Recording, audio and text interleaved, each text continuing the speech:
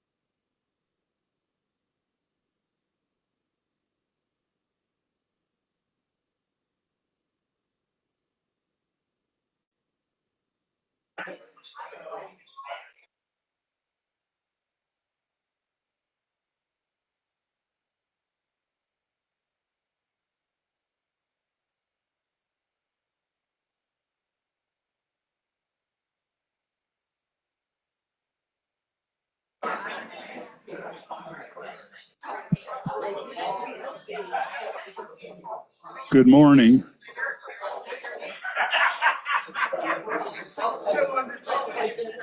Good morning.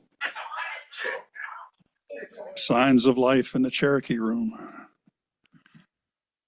If you would please take your seats, we'll go ahead and get started.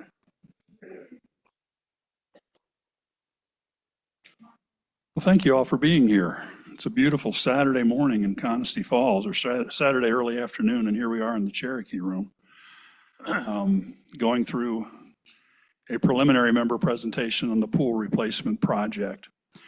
My name is Dave Hunter, and I'm just going to make a few introductory comments and then turn the presentation over to Nathan Freeland and Larry Rourke. I would begin by pointing out the use of the word preliminary. That is not just by happenstance. This is a preliminary pool recommendation. And I want to just frame for you how we got here. As some of you have pointed out, there's been a number of starts and stops with regards to the pool over the past half dozen years or so. There was a presentation that was made back in 2023 that got derailed because we had a landslide down by Tycoa Dam, and we had to deplete our reserves to repair that. And the Finance Committee recommended that we forestall any pool replacement initiative until we got our reserves refunded. So there have been start and stops on this project. In February of this year, in the first quarter board meeting, the board announced to the community that we were negotiating with a pool design company. We ultimately engaged Medallion Pools and Mark Dorsey out of Asheville. Also in February, we published to the community a proposed board policy manual edition dealing with leading significant change at Conisty Falls. That document was put out to membership for feedback. We got that feedback. That policy focused on the need for the board and administration to communicate with members with regards to significant change or large projects, that there would be surveys, focus groups, member presentations, opportunity for feedback, so forth, before any final recommendation was presented or any final decision made. So the board voted to approve that policy in May, and consistent with that policy, we sent out a pool survey in June. We got responses and comments from the community on the pool. We then published to the community I believe, 5-page executive summary and then another 27 pages of accompanying data to let the community see what the community had said. And it was that survey and the feedback from members that led us to make the presentation that we're making today, of the concept that we're making today. So again, this is a preliminary recommendation. We're going to get feedback today. We got feedback on Monday. We got feedback on Wednesday. We anticipate getting feedback again today. Where that feedback has happened, it's been captured by Marty Hotchkins, our board secretary, and is in the queue for consideration to address the issues and concerns raised by the community as we move forward with the project development process. So that's why we're here today. Again, a preliminary recommendation with regards to the replacement of the pool. So without further ado, I will turn the microphone over to Nathan Freeland, our general manager, who will share additional background on the project. And then Larry Rourke, who has been the board liaison for this project, will share with members the vision. How many of you, just out of interest, are repeat visitors to this meeting? Okay. So there's a lot of you that may have seen something online, but we're anxious to share this with you. So thank you all again for being here. We will have a Q&A at the end of the session, okay? Thank you all very much. Thank you, Dave. All right, good afternoon, everyone. We will dive right in. As a show of hands, this is a lot of the first time for several of you to see this presentation. So today's agenda, we will walk through an executive summary, some history of the pool and how we got here, the pool survey and what the membership identified as the priorities that they were looking for in the next pool. Larry's going to walk us through the vision.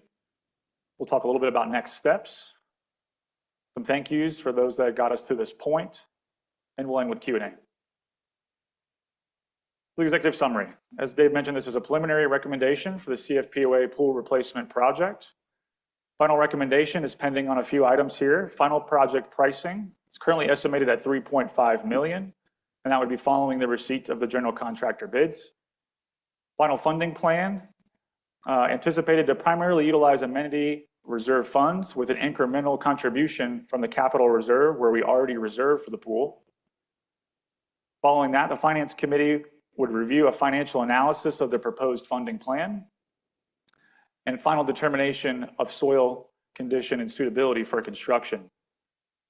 The current funding projections do not anticipate a special assessment to fund construction of the project. The current pool complex has been in service since 1997, 1998, and it's at or nearing its useful life. Since that time, we've nearly doubled in size here in Conisty to about 1,500 homes currently. The top 5 recommendations from the pool survey were maintaining a quality amenity for future generations at 59%, managing long-term maintenance costs at 49%, supporting fitness and exercise and wellness at 39%, extending the pool season at 33%, and supporting recreational and family use at 31%. This pool replacement project can only go forward by membership vote. The CFPOA Facilities Planning Committee and Board believe a two-pool solution will best meet the expectations members have identified, and this presentation today will tell you why. A little bit of the history. The first pool was in service from about 1973 to 1997, so about 24 years. At the time, the community consisted of around 400 homes. The pool was approximately 60,000 gallons, very small footprint, or a ratio of about 150 gallons per residence. The typical gated community market expectation is a ratio of about 90 gallon per residence. The GM at the time, Rick Wade, in the November 1997 Conisty Falls News, quoted, "The swimming pool renovation has started. When complete, the pool complex should meet our needs for now and well into the future with a completion plan for Memorial Day weekend." So the current pool, as previously mentioned, has been in operation since 1998, or 28 years. It opened with 100,000 gallons, and which is what we have today, or about 800 homes, or a ratio of 125 gallons per residence. The residential density is currently close to 1,500 homes, as mentioned in Conisty, at a ratio of 66 gallon per residence, which is below the market expectation of 90. The expected build out in 20 years will be close to 1,700 homes here in Conisty. Again, the current pool has been in service for 28 years and it's at or nearing its useful life. We have increasing repair needs and aging equipment and components also reaching the end of their useful life. In addition, aging infrastructure, including restrooms, changing areas that require significant reinvestment of the community at this point. Again, the community has grown from 800 to nearly 1,500 homes since the pool was built. The pool replacement and modernization have been studied for nearly a decade. Previous planning has considered recreational and fitness and wellness needs. So the pool survey. We have a core demographics dilemma, and the survey identified multiple pool concept preferences. Community feedback highlights a challenging diversity of the user priorities caused by two distinctive resident groups, differentiated by pool usage and needs.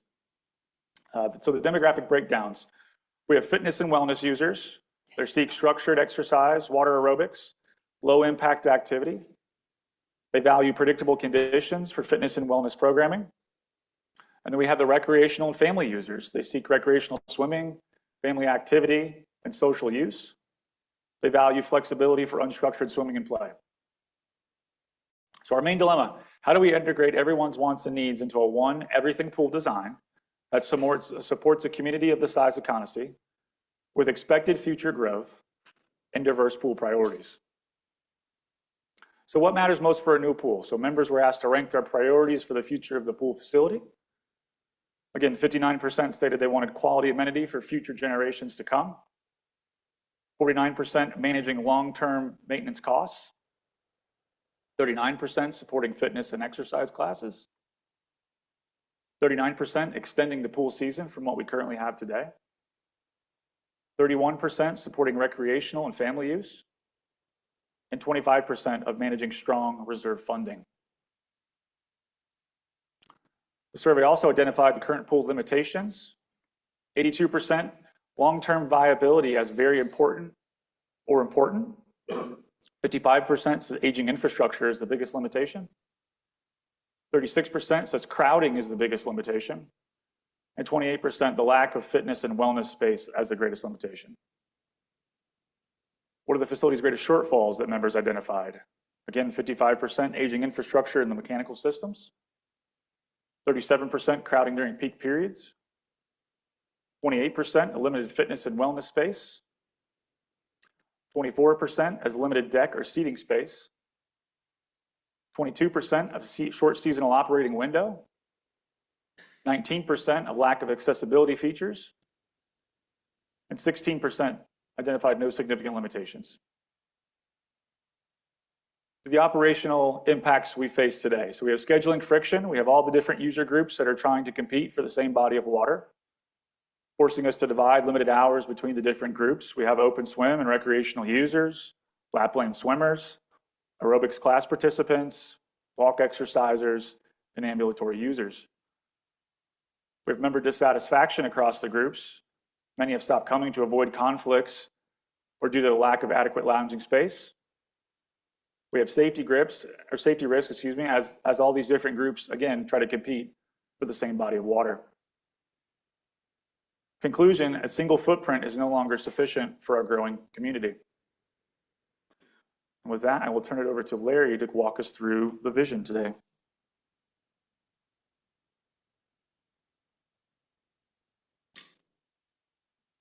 Sound check. Everybody hear me all right? My name is Larry Rook, by the way. Hello to everybody. Mark Dorsey is not able to attend today. He normally would be doing this. So I'm going to go through the vision. I'm going to provide you more details just because I'm more familiar with everything and the detail of what we are able to show you in the visions. I'll be able to walk you through a lot more than what we have in the last two presentations. Questions, please hold to the end. So let me just preface going to the vision by talking to you. And by the way, I'm usually the guy that's behind the scenes. I don't like to get up in front of crowds and talk.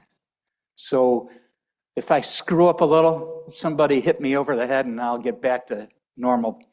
So before I start giving you the vision and walking you through the details, there's one key caveat that you need to understand. This board, and this is Larry speaking, this board is responsible for delivering to the community what we need today, and more importantly, what we need for the future. And let me reinforce that by stating the technologies that are available today that are part of commercial pool building constructs across the nation are going to allow us to have a pool that'll last 30 to 40 years because of the materials and because of the technologies that we're going to be delivering. That's an important facet to understand. And remember my statement to prelude this. We have to take a look at the future. So everything that we're doing, whenever we make a decision on behalf of this community, we have to look at it from the standpoint of what do we need today and what do we need, and we're looking the next 20, 30 years, this pool is going to be a long time around. Guess what? Myself, I'm 83. None of us are probably going to be here in 30 years. But we've got to protect those next generations and keep this community vibrant. And that's basically the board's responsibility to make sure we're doing that. So let me quickly go ahead and get into the presentation. So this is a flyover looking at this. And so you'll be able to see, and one of the things is, as you're looking at this, the landscaping that is shown here, and there's trees and so on, I want you to set that aside. The person that did these illustrations just grabbed standard file footage and just put those trees in there. We're going to use our own experts that know what we can put in these areas of Conisty and have got the experience. We're going to use them to help us come down to how we're going to fill those beds. So please make sure that you understand that that is not the way this is going to look. The partitions and the way the pool looks in regards to these I'll call it setbacks that we have, and I'm going to walk you through that in detail. They're there purposely to create a boundary condition. So let's talk about the large leisure and family pool. What we've done is we've narrowed it down to that so we just talk about that. The primary focus is recreation, open swimming. I think Nathan touched on that before. It basically boils down to active swim play. People today, when they come to the pool, they like to be able to just go into the pool and not have to wait because we've got lap swimmers in there, or that we've got people doing other activities because we've got classes we have to schedule. Trying to do that is difficult, and the conflicts we have are significant. This allows us to have active recreational swimming and structured fitness programming to occur simultaneously, given the size of this pool. Normally, and I'm going to give you some facts, our current pool surface square area is about 3,000 square foot. The new pool is going to be 3,850, I think is the exact figure, but don't hold me to that. It's in the 3,800 range. So it's going to be much bigger. The swim capacity, therefore, to accommodate the current community with that pool and also with the fitness pool is going to be enough to support those standards that are out there in regards to the amount of volume we should have on a per user resident basis. So ultimately, when we look at total build out, Dave mentioned that we have to take a look at that future build out. Guess what? 94 gallons. So we're going to be able to meet that with what we're putting in regards to total volume for both pools. Critical. So the future is going to be met with what we're doing. So here's more detail, and I got a little pointer. Let's see if it's working. I don't see it working. It is?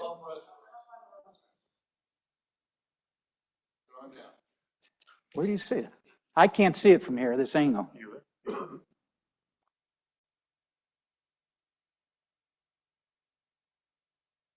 Ah, there we are. Now I can see it. Okay.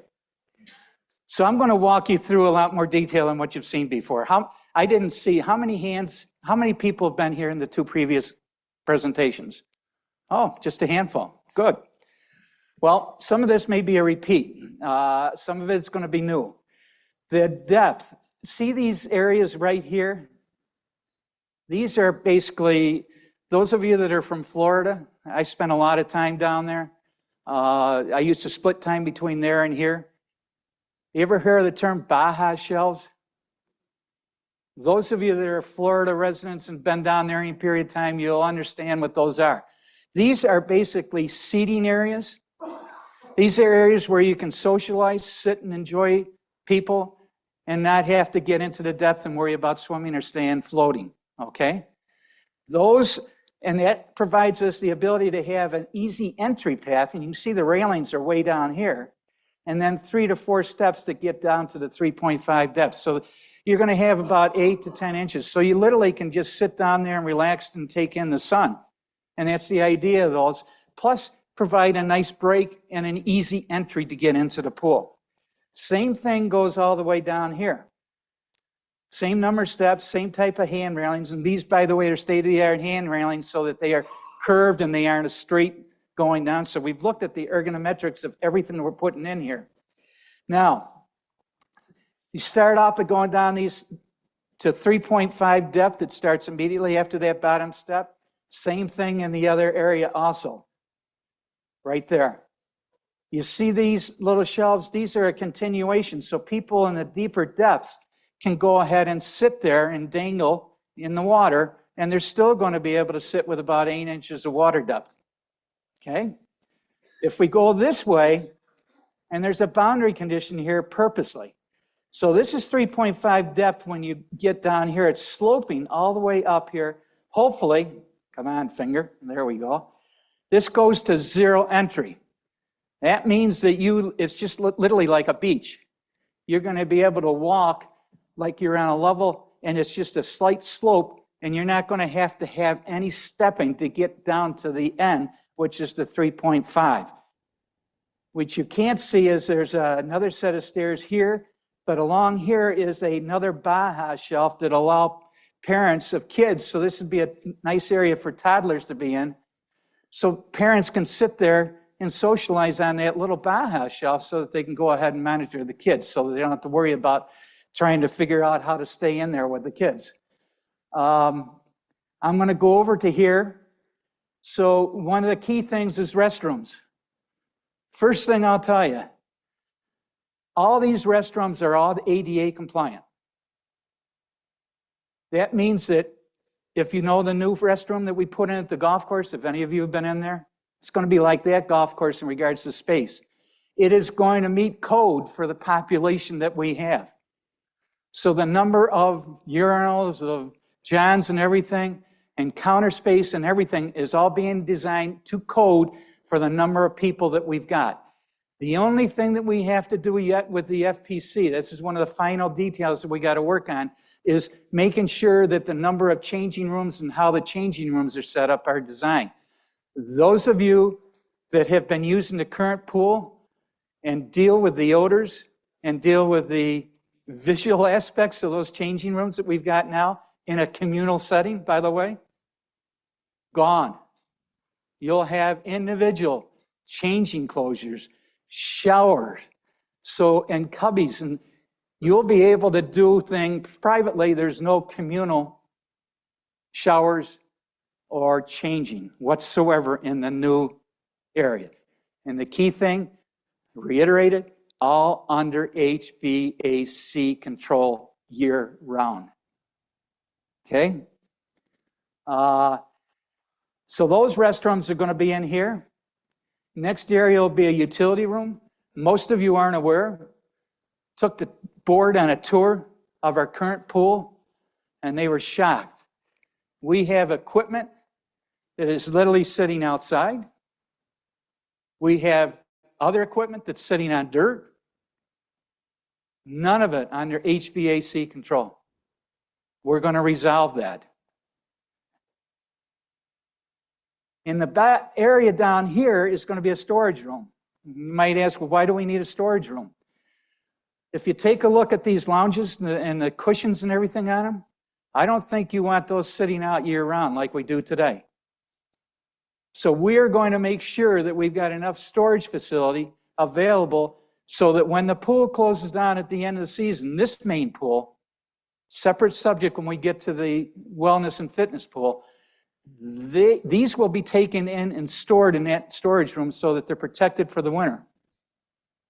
And we think that's going to be critical for making sure that we can support this community as long as possible with this existing furniture. Okay. The other thing that I just will touch on, you can see down here, we've got basically like it's AstroTurf. One of the things that we have found in communities is the ability, especially in this environment, the ability to go ahead and have an area where people can have something soft underneath their feet and kids and toddlers can run around and play around, in a grassy area rather than on concrete. That's why we're doing this. You don't have to sit there. You can sit where the pool deck is. And the pool deck is going to be a material that's going to be slip-proof when it's wet. And it's going to be a nice texture, so it's going to be easy on the feet. And it's state-of-the-art. And by the way, it will last a long time. Other than where we are today, we have to resurface almost every 6 to 7 years is the recommendation. So we're making a lot of changes. Hopefully that's going to give us longevity with this pool. I think that's it, and I want to go to the next slide. Fitness and wellness pool. Here is a picture of the wellness pool from inside the pavilion, and this is on the side of the pavilion. And I'll walk you through the pavilion details just like I am with the community pool. I'll do the same thing on this and also when we get to the pavilion, so you've got more detail on what's going on there. So let me just, come on, here we go. We're thinking about accessibility. In Florida, one of the things we did down there is for all the pools, and I was associated with Ken Colin, if any of you know him, who owns On Top of the World Communities. So I was involved in a lot of the stuff down there. We had a minimum of 7 pools in our different communities. Trying to deal with things indoor, winter, all year round. Lap lane pools, we have areas where we've got pools that are nothing but for walkers and ADA accessible people and lap lane swimmers. Guess what the depth is for all those, for those type of pools? 3.5, keep that in mind. These lap lanes, we've got 1 lap lane. I just went down to verify today because I've still got people ringing in my ear that we've got 4 lap lanes here at our community pool today. We have 1 that is used because we can't open up any others because of the regular users that want to come in and swim and use the pool. What they might be referring to is we've got colored marker indicators on the base of the pool. It says we've got 4. But typically we have 1. And that's where we put a buoy line up and everything. And oh, by the way, I went down and remeasured. Those are 6 foot wide. These are going to be 7 foot wide. And again, to meet normal codes for lap lane swimming. I think I've covered everything that's over there. Let me go through the details. All right, I got to use this mouse again. So, the majority, and just so that somebody brought up a comment that was just flipped out at the next meeting. It'd be nice if you went ahead and talked to the aerobics instructors.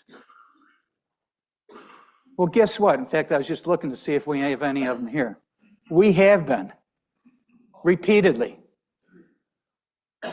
So I want to just destroy that myth that was put out there. We are still looking at what to do here.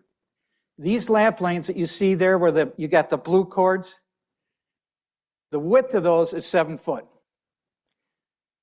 Right here, if you go up here, and I'm sorry for my finger, it isn't as adaptable, it's not used to it. This is a ADA ramp that is almost like a zero entry, but it's even at a shallower slope. And we spent a lot of time in the FPC looking at how we put that in place. So those of you that have got shoulder issues, those of you got knee issues, ankle issues, you've got difficulty walking, you're at an age that you can't deal with going down and up and down ladders and so on, or big steps, that's why we're doing this. And we believe that the number of people that are in that situation, given the age of our community, is significant. So we want to come up with a way of supporting those. We tried On Top of the World to take care of that by putting these ambulatory stanchions that swing around and then will drop you into the pool. They never got used. People are embarrassed to use them. Guess what? You usually have to have 1 or 2 people helping you. And 3, you got to have the space to be able to put them in, which means you got to interrupt whoever's in the pool. This design gets away from that. The total length, what you heard last week, last two sessions, Mark went ahead and said that we're going to be close to 75-foot length. We had a couple people in the audience that said, you have to be exactly 25 yards, 75 feet. There's a reason why Mark did that. We're going to have a cover that is recessed. See underneath the coping there, you see that black line? It goes down all along the sides. One of the key things that came out in the survey results is we want to have the ability to have a longer extended season. Mark's comments to you in the audience were, we're going to give you that through this mechanical sleeve that comes across the top of the surface through those slots that I told you. But from our standpoint, from a management standpoint, we're not going to tell you that it's there for the whole season, even though we could. Initially, we're going to open it up for 10 months and see what the demand is to go beyond 10 months. The bottom line is on the shoulder seasons, we're going to give you an extended pool season. And guess what? The efficiencies, just in putting that cover in, and it'll be a push of a button, 70 to 80% is what Mark is talking about in regards to energy efficiency when we put that in place. In addition to that, he's going overboard in the design and making sure 4 foot beyond what he normally does on either side of the pool, in these areas here and over on this other side, he's going to be putting rigid foam and concrete layers to what he believes will give us increased efficiencies upwards of 90%. Now, I haven't seen the data, so I can't tell you how close that is, but the bottom line is we're moving to try to make this as efficient as we can and still support extending the season considerably. So you might ask, but what are we going to do with the main pool? Remember, we got the restrooms there. What I didn't mention is those restrooms are going to be open for anybody to come in and use those, including pickleball, bocce, or people just in the parking lot or driving by. So they'll be able to go in. They only have to have a key fob to get in still. But the restrooms are going to be available for you. Remember, I told you those are year-round. Critical. So when people are here, they're going to be able to utilize those. That means we're going to have people in the main pool. What Mark didn't talk about, which I will tell you, is we've already put in place a design cover, just like we do with this pool that we have now for the winter months when it's closed. So from a security, from a safety standpoint, that pool will be covered. And oh, by the way, for those naysayers that say that isn't enough, Mark's information for the technology that's available today, people literally can walk, I don't want you doing that, but people literally could walk out and still be safe. Okay? So that's already embedded in the design. So I'm giving you more details and more information than what we have been, purposely to make you people aware, our residents aware of what we're trying to accomplish for you in this delivery of these renderings. 75 foot. Let me go back to that. So we're going to try to meet the 75 foot requirement, which means we got to increase the length a few feet. There's a reason why we don't want to go beyond that. For this cover to be able to move that distance efficiently and effectively, 80 foot is the absolute limit. If we reach that, we're in trouble. Obviously, we do not want to get close to that, so that's why we were at 75 and lower. But we feel comfortable that we'll be able to deliver on the 75 foot. So we're going to do our best effort to make sure that we deliver on that end to end 75 foot of water.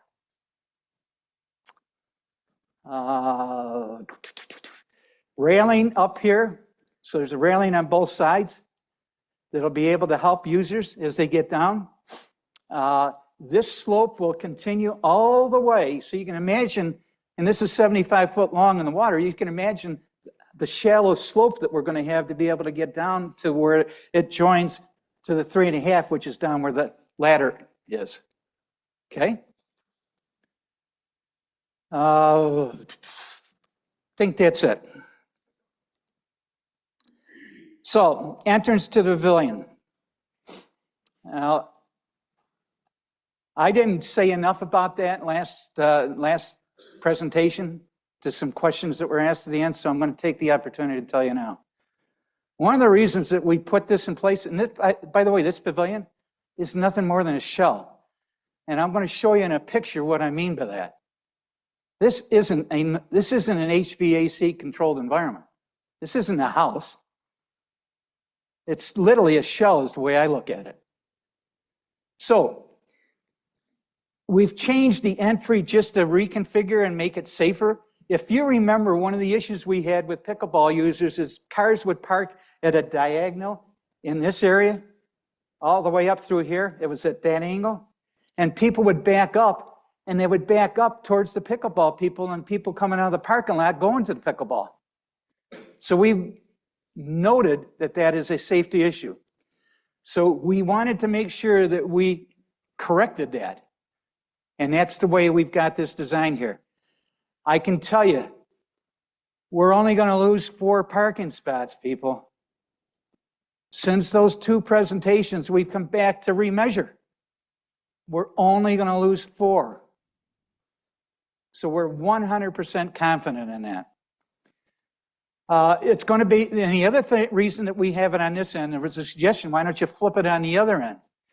Well, we wanted to have a nice, you take a look at the A&W, you take a look at what we did for the entry for the clubhouse and so on. Those are all nice entry areas. We'd like to have a nice entry area for the pool to meet and match that. And that's what we're trying to do here. So you're going to have a key fob entry to get in. And oh, by the way, most of you aren't aware of the height of this compared to the height down here and the pool deck. Just to give you ideas, about an 18-inch slope. So putting this here is going to allow us to have it structured up a little higher for more visibility into the pool area, and I'll show you that in a minute. But it'll allow you to walk directly in without worrying about that to here.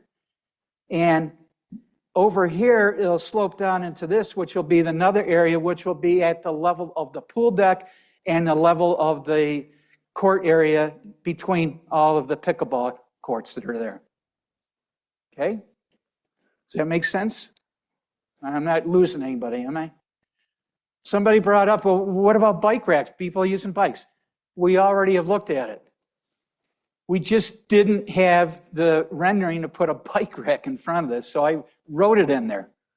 We're delivering on bike racks. We have an issue today where we realize that we got people using the bikes to get into our center complex in this area.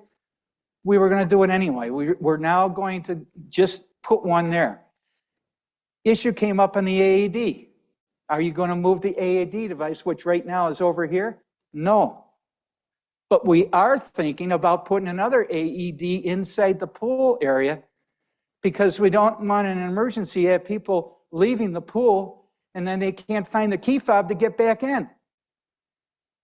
So again, we're thinking of every little bit that we can to make this safe and make this a good experience for all users in this community.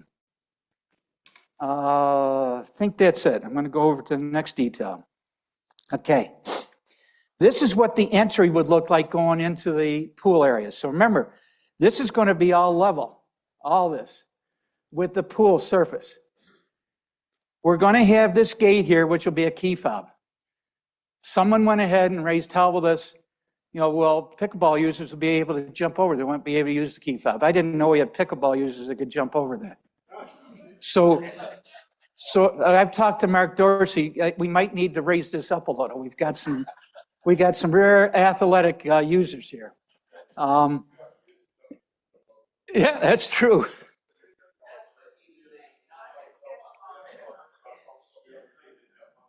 So we're going to raise that a little. We got ice and water. That's going to be available here so that pickleball users, people that are going to play bocce ball, so that they don't have to use their key fob and go in. So they'll be able to get access. It's going to be a lot like the ones that we have on the golf course, if any of you are familiar with those. In addition to that, we're going to put one inside the pool, and I didn't point that out because I knew I was going to get to that here. So the same thing is going to be in the pool area. Okay. We're putting oversized gutters in these areas here. The issue that we've currently got is that pickleball users, we thought it would be safe. Again, it was the FPC, and we've got a lot of pickleball users there. And I'm a pickleball person. I got injured in Florida, so I haven't been able to play up here recently. And Dave's an old pickleball user. So we've got a lot of people that are currently active, and we're sensitive to it. We thought that this would be a safer approach to put padding up there and so on. Well, we're looking in real time, how do we go back and leave the fence up there and not have to deal with that because of the issues we received the other day. Water drainage, we're still going to take care of the water that comes off all the courts, which all head towards the pool area. So between the fence, whatever we end up doing with the fence and the location of this utility building, we will have an area that'll be 18 to 24 inches where we'll have the drain. So it'll be protected, nobody can get in there, and we'll be able to clean it out when we need it, and it'll be able to take care of all the water intrusion that we get from the pickleball courts. Still working on those details.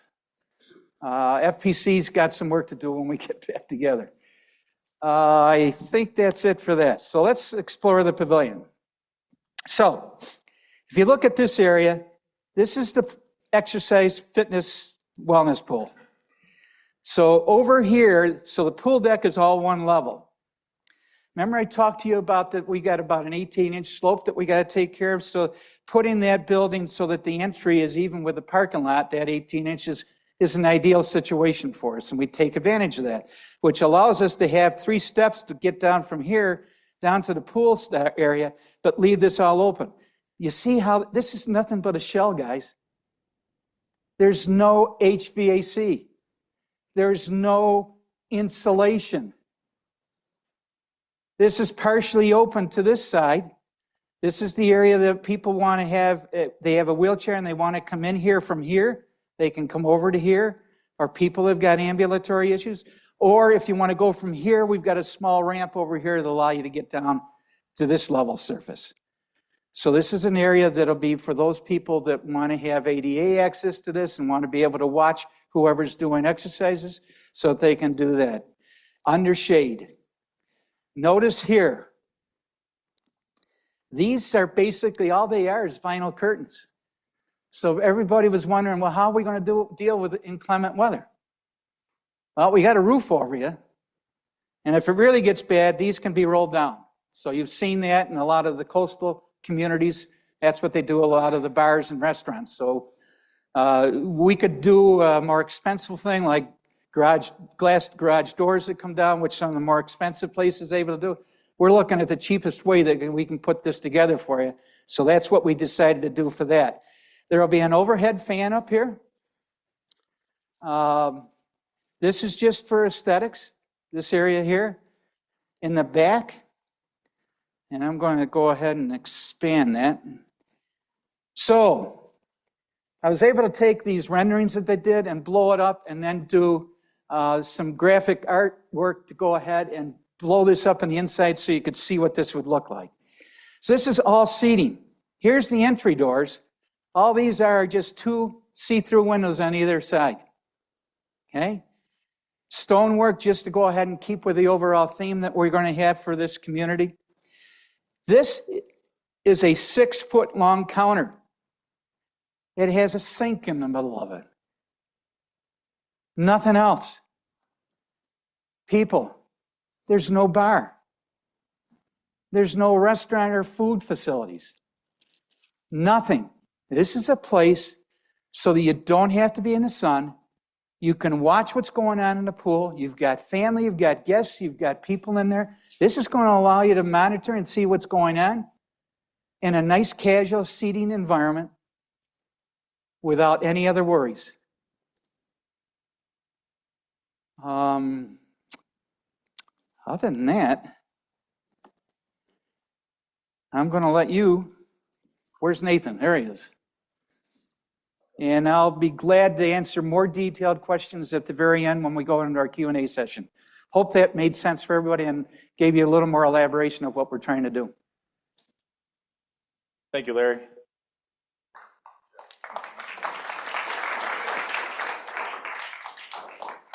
I appreciate you clapping for Larry. Larry's put a lot of hard blood, sweat, and tears in this, along with the Facilities Planning Committee. So thank you, Larry. A lot of enthusiasm, more than Mark too, so I appreciate that as well.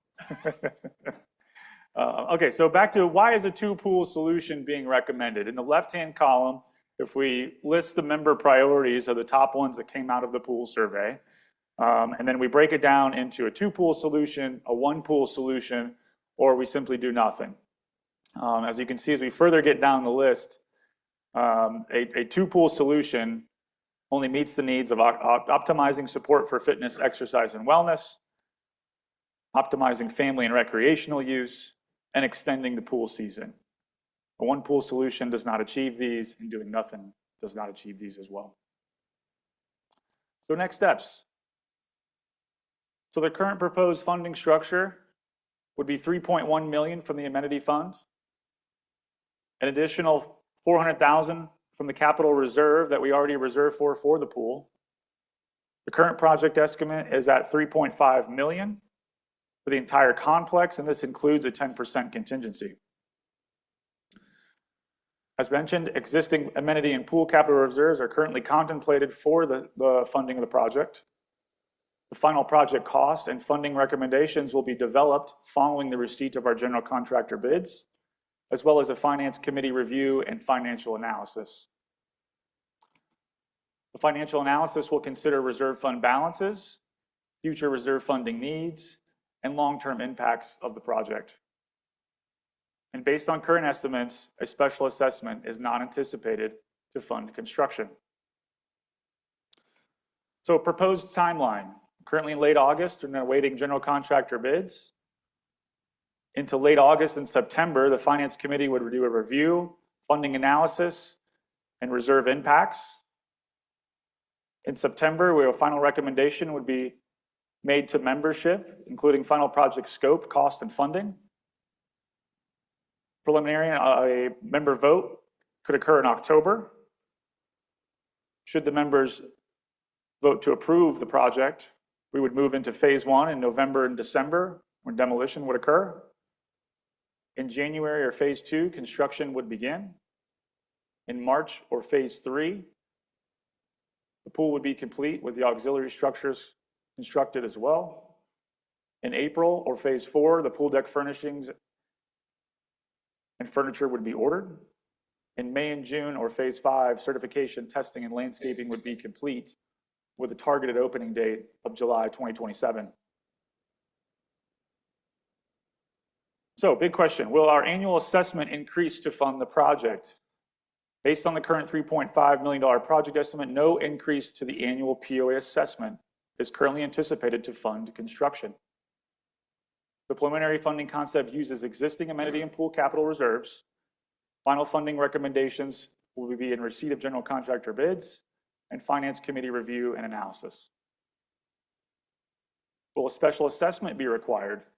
Again, based on current project estimate, the preliminary funding concept, a special assessment is not anticipated to fund construction. So current pool versus new pool. So we currently have 9 umbrellas on the pool deck. We'd be going to 40. As Larry previously mentioned, our water surface area is about 3,080 currently in the big pool and 240 in the smaller. We'd be going to 3,850 square feet. The fitness pool would be 1,800 square feet. The current community pool, as previously mentioned, is 100,000 gallons.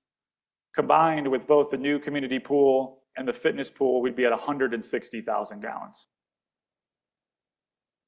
Our current deck space is 8,780 square feet. We'd be going to just shy of 10,000 just on the deck surface, with an additional 1,500 square feet of artificial turf, an additional 1,400 square feet under roof. Seating, we currently have 9 deck loungers out there, 11 tables and 39 chairs.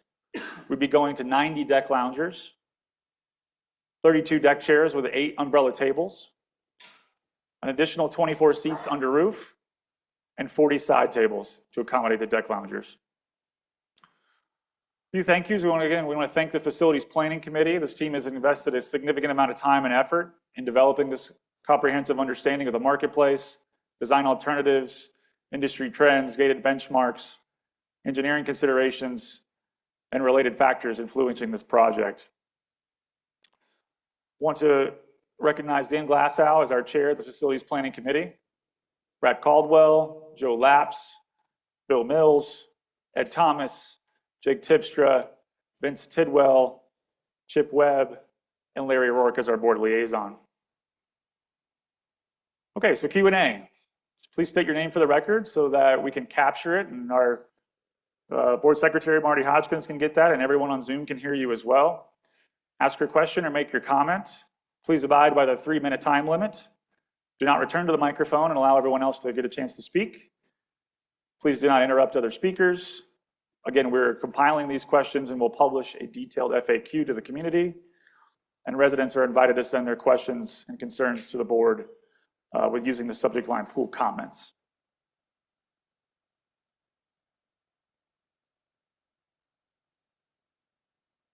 With that, I will ask Larry and Dave to join me for a Q&A.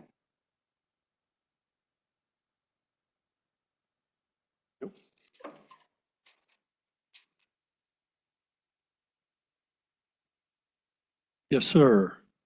Ron Phillips, this is my second time seeing the presentation. I see some changes that I think are good. I'd be curious as how we're going to make sure the rest of the community sees those, especially like the pushback of the grand opening, which first time I was very concerned about hitting that Memorial Day. So you moved it back smart. I still think it's aggressive. So one of my questions is, what are we building into the contract to hold the construction company accountable for hitting the timeline? I mean, I want to make sure this is on. You got it? All right. First of all, the timeline. That is allowing enough flex in the schedule to allow us enough time if we run into issues. Okay. However, how can I be credible and give you an answer that's going to answer that? Things can be built into the contract. But here's what we've done. We've gone and we've personally contacted every one of the benchmark vendors that have been identified that Medallion has put pools into in the last several years. And we've asked every one of them what they did, how it went down, what were the issues, did Medallion meet everything that they told them up front? And guess what the answer was? 100% certainty across the board. Okay. So we didn't find one issue. So are we confident? I don't think we can be any more confident, I tell you. Just for clarification. Yep. I think the water aerobics instructors were actually, you didn't talk to them, you talked to Notika, who sent them an email and she responded. So just clarification. Well, I'm very familiar with the water aerobics instructor. Okay. well, is Diane here? Diane, that's the deep water one, but you've got the shallow water. And one of the questions that she has, because she doesn't like speaking in public, is when you try to extend the season, which I compliment the effort to try to extend the season, you can't teach water aerobics in warm water and it comes up to the middle of your chest and the rest of your body is above water getting splashed. It's very uncomfortable. And she's done it and she's pretty tough. So I don't know that these other ladies, so when you extend the season, there might be other opportunities, but I think you're going to have to potentially change the time frame of when you conduct those classes. And like I said, I respect what you're trying to do there, but just operationally, you might want to think through it a little bit as to being able to accomplish it. And I'm not going to speak for Nathan. I'm going to ask Nathan to follow up with the answer on that. We have had a lot of discussion about how do we handle these sort of things in the future. we're trying to make sure that we at least have a facility that allows us to separate those type of user classes. So we've accomplished that. In regards to lap lane times and class times and having those spread out during the whole day that we're open, those are operational things that we have talked about, but we're not prepared to even start giving you any idea of what those are. I'm just asking you Those to are do things that we have to because do. that's it. Just think about it. I just want to make that point that you're doing a good job. Don't get me wrong. It's just, I didn't know if that's been talked about or thought about. It's all in a thinking stage right now, but we're well aware that we have to do that. And then I Nathan? want to compliment Nathan. We had a good discussion. He has it absolutely figured out how to have pool monitors and what level they need to be hired at and what kind of personalities to protect our investment. So thank you. Thank you, Ron. thank you, Ron. Thank you. Well, you guys know who I am.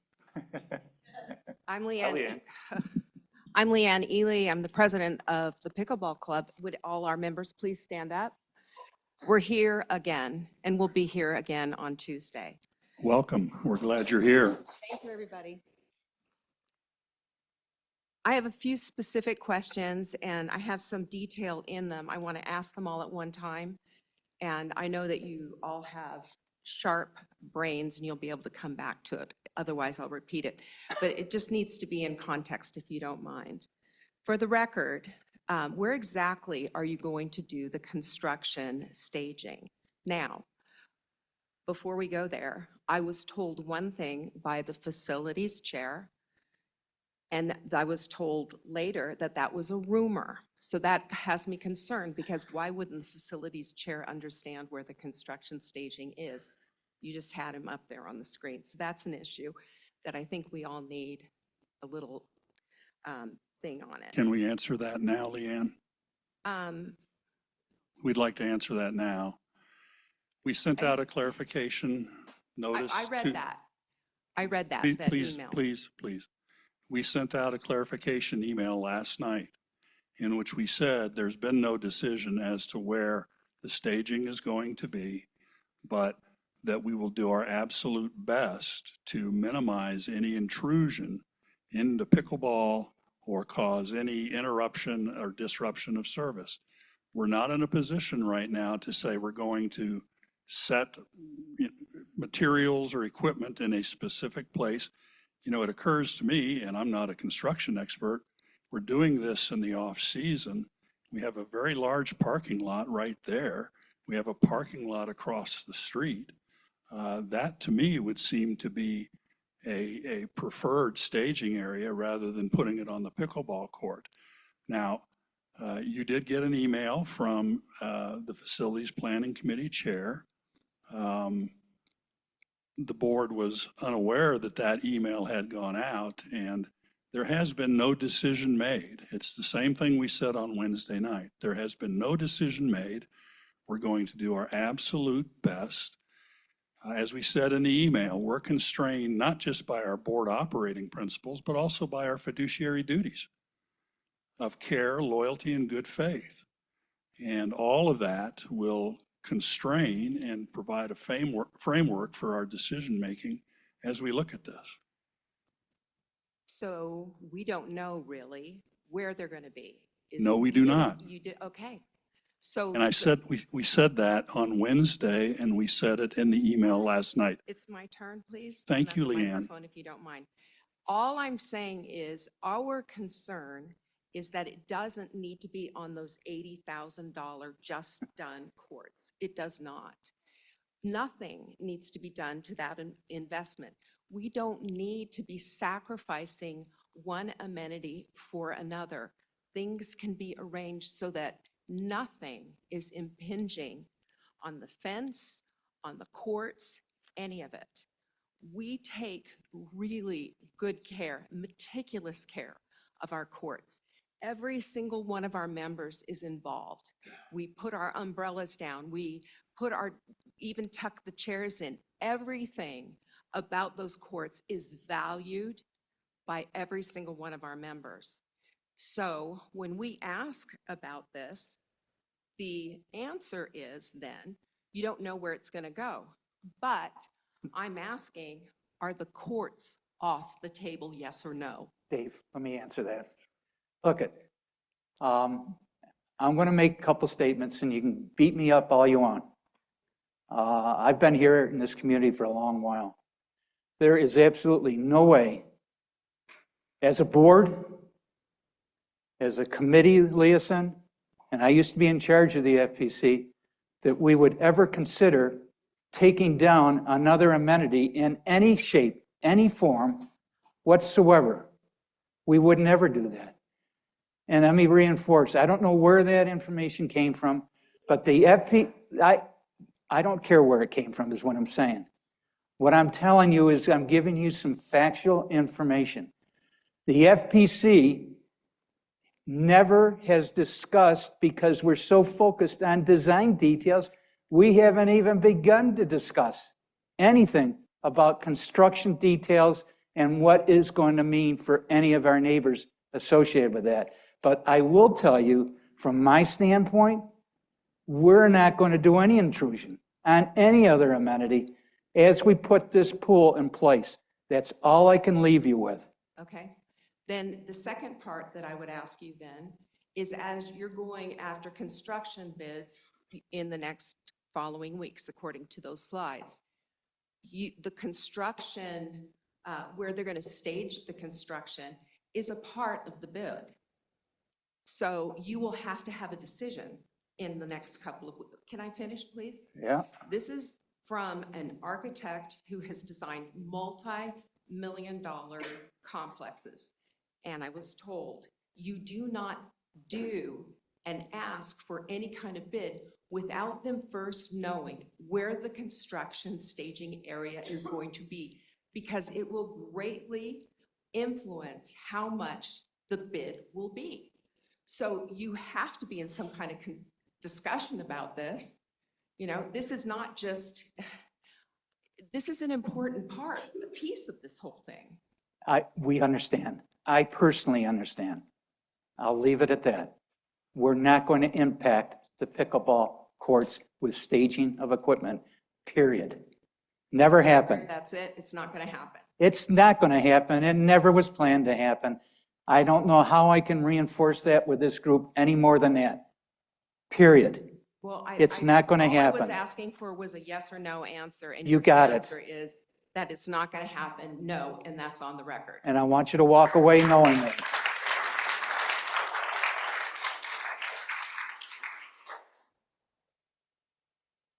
That's all I have.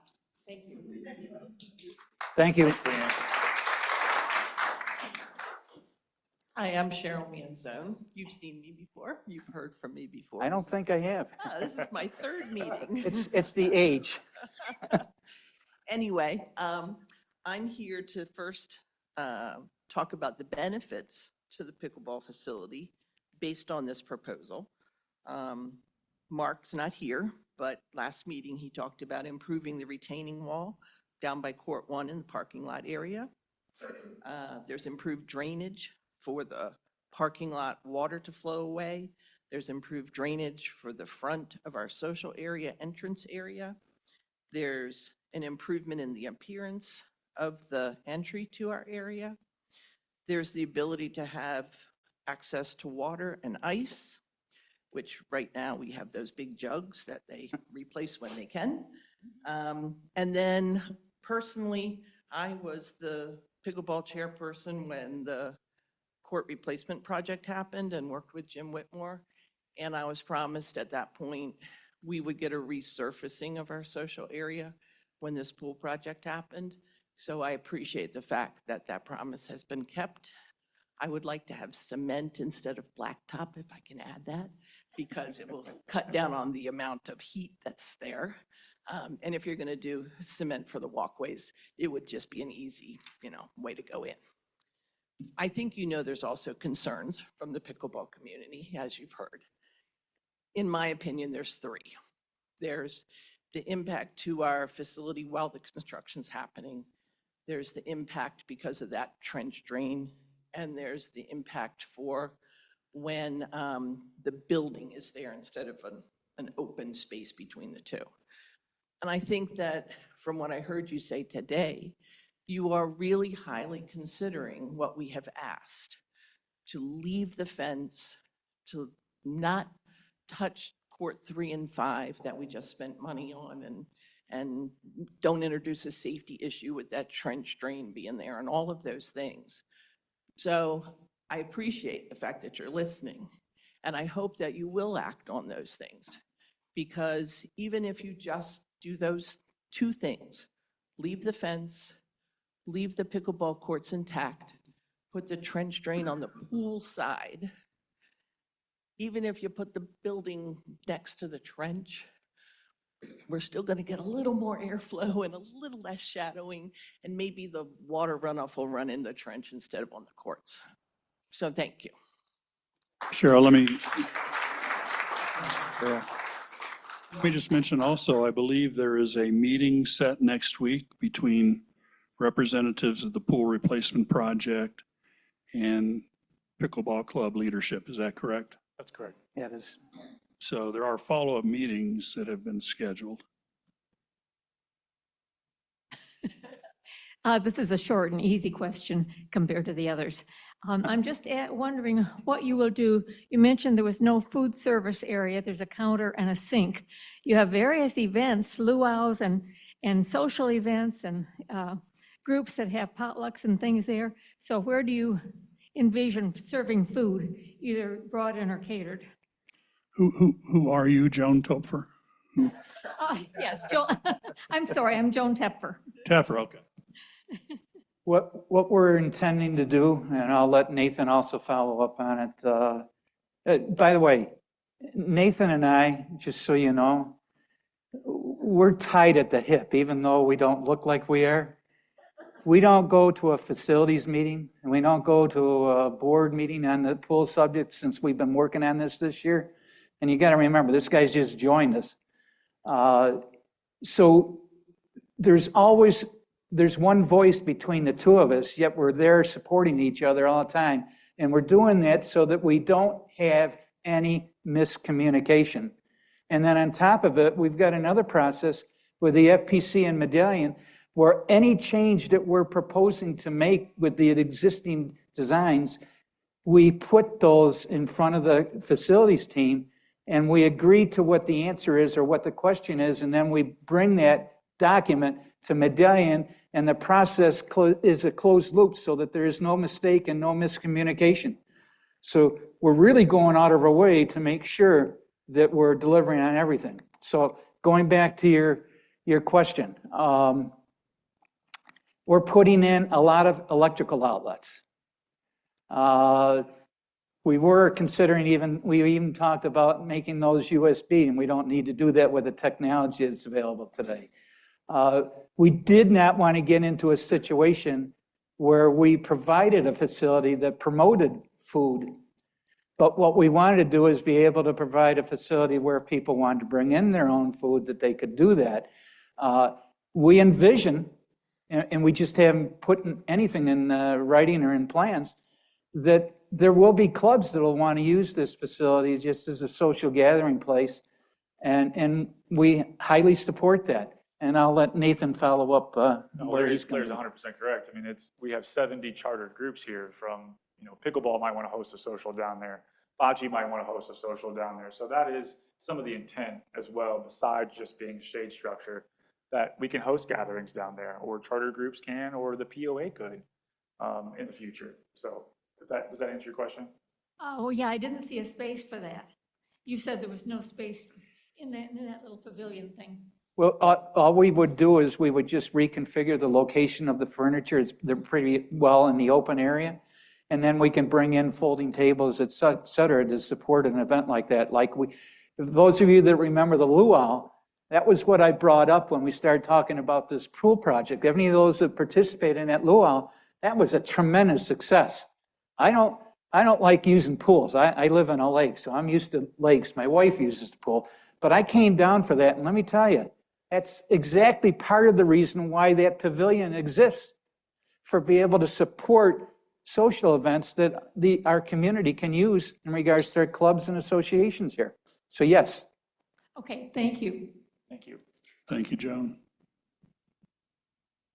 Hi, I'm Hi. Deb Richter, and I started pickleball here.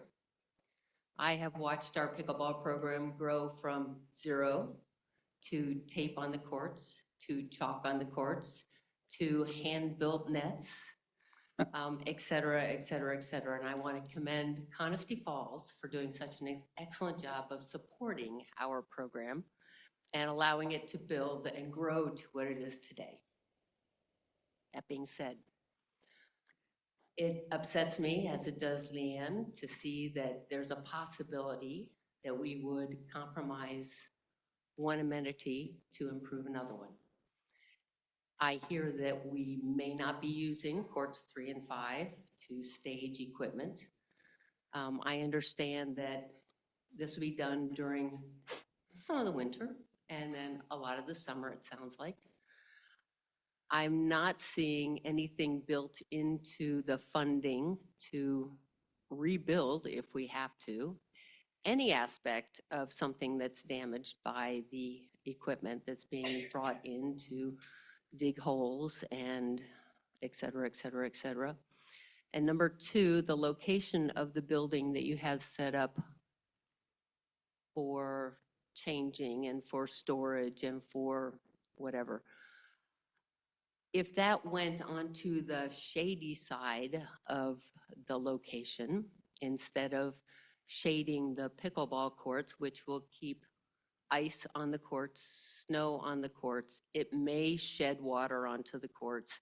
It will cause a reduction in airflow on the courts that helps dry the courts, et cetera, et cetera.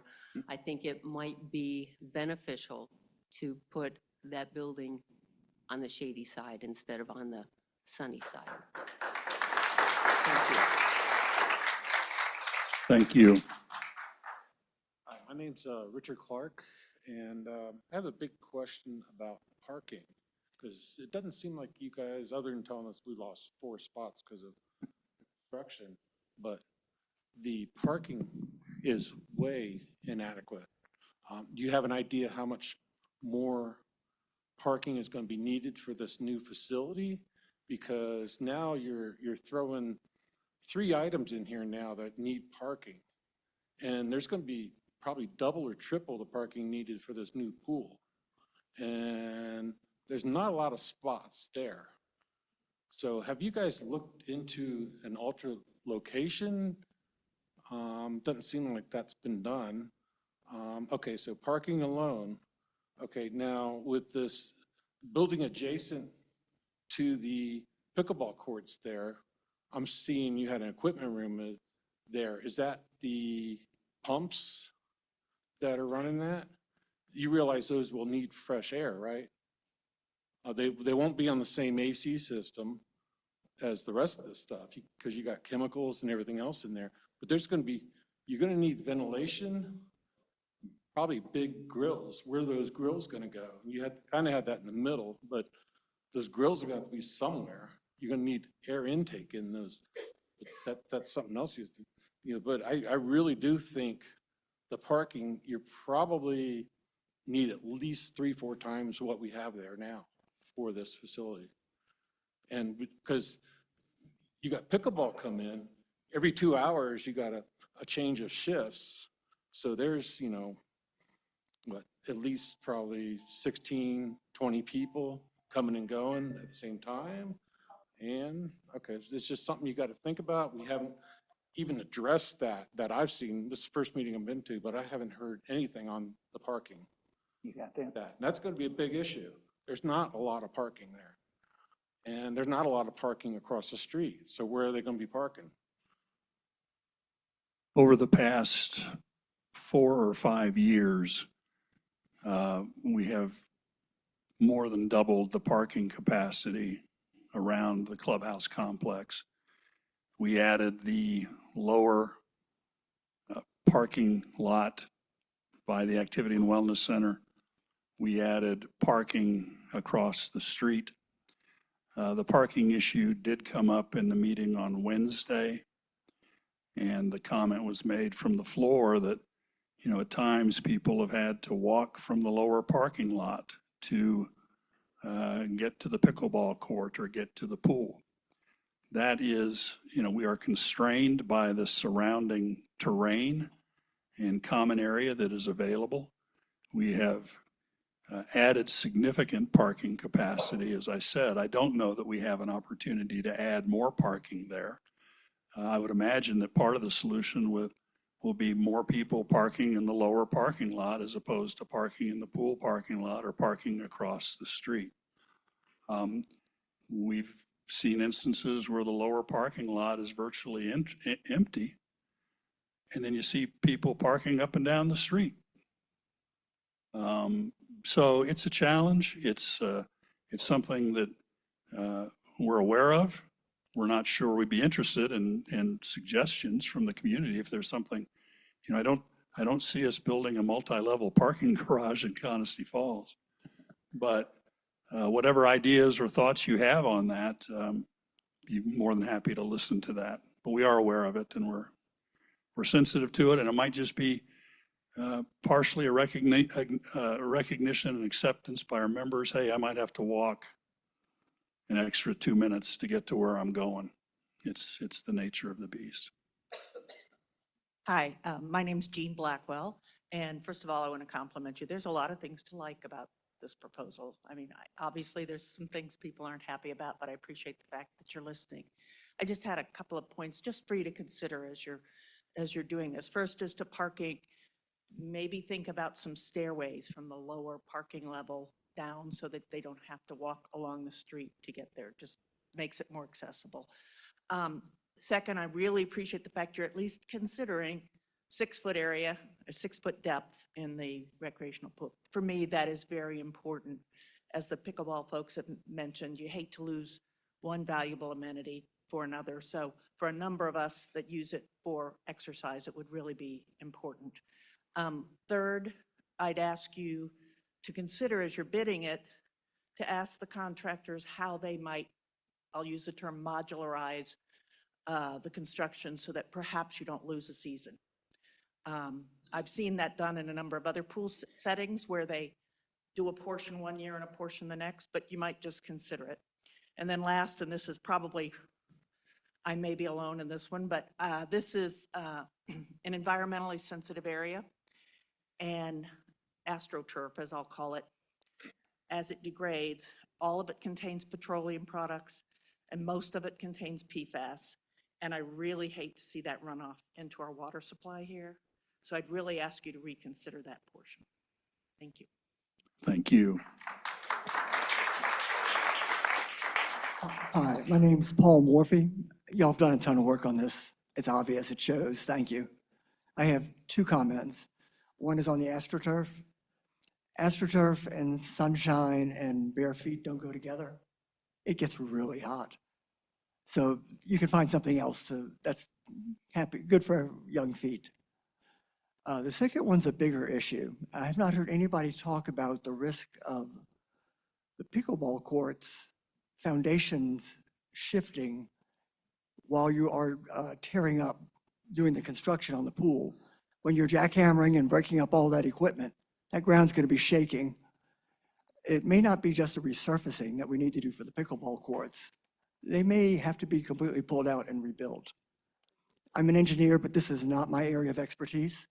But that's something I would like y'all to think about strongly. Do you have the funds to replace the pickleball courts if they are damaged during the construction? And should that be part of your project planning? What happens if it happens? How long does it take to get the courts back on? Nathan, do you want to, what's planned for the pickleball courts right now in terms of resurfacing and? So we reserve for every asset. So every asset that's over $2,500 or a useful life of more than 1 year, we reserve for everything. So yes, we do have sufficient reserves should that occur. We have engaged our engineers as well as we're conducting soil borings and everything throughout that area to mitigate any risk that is associated with that as much as possibly as we can in advance. I would mention also that one of the hurdles that we need to clear, as has been mentioned in the presentation, is a review by our finance committee, specifically as to the reserves available to fund the project. That's a twofold review. First of all, are the funds on hand and in the bank to pay for the project, either through the amenity reserve or through the capital reserve? And you saw a breakdown of 3.1 million and $400,000 on an estimated total project of 3.5. The second, so the finance committee reviews that and confirms that. And Phil, if I'm wrong, if I'm misstating, please clarify for me.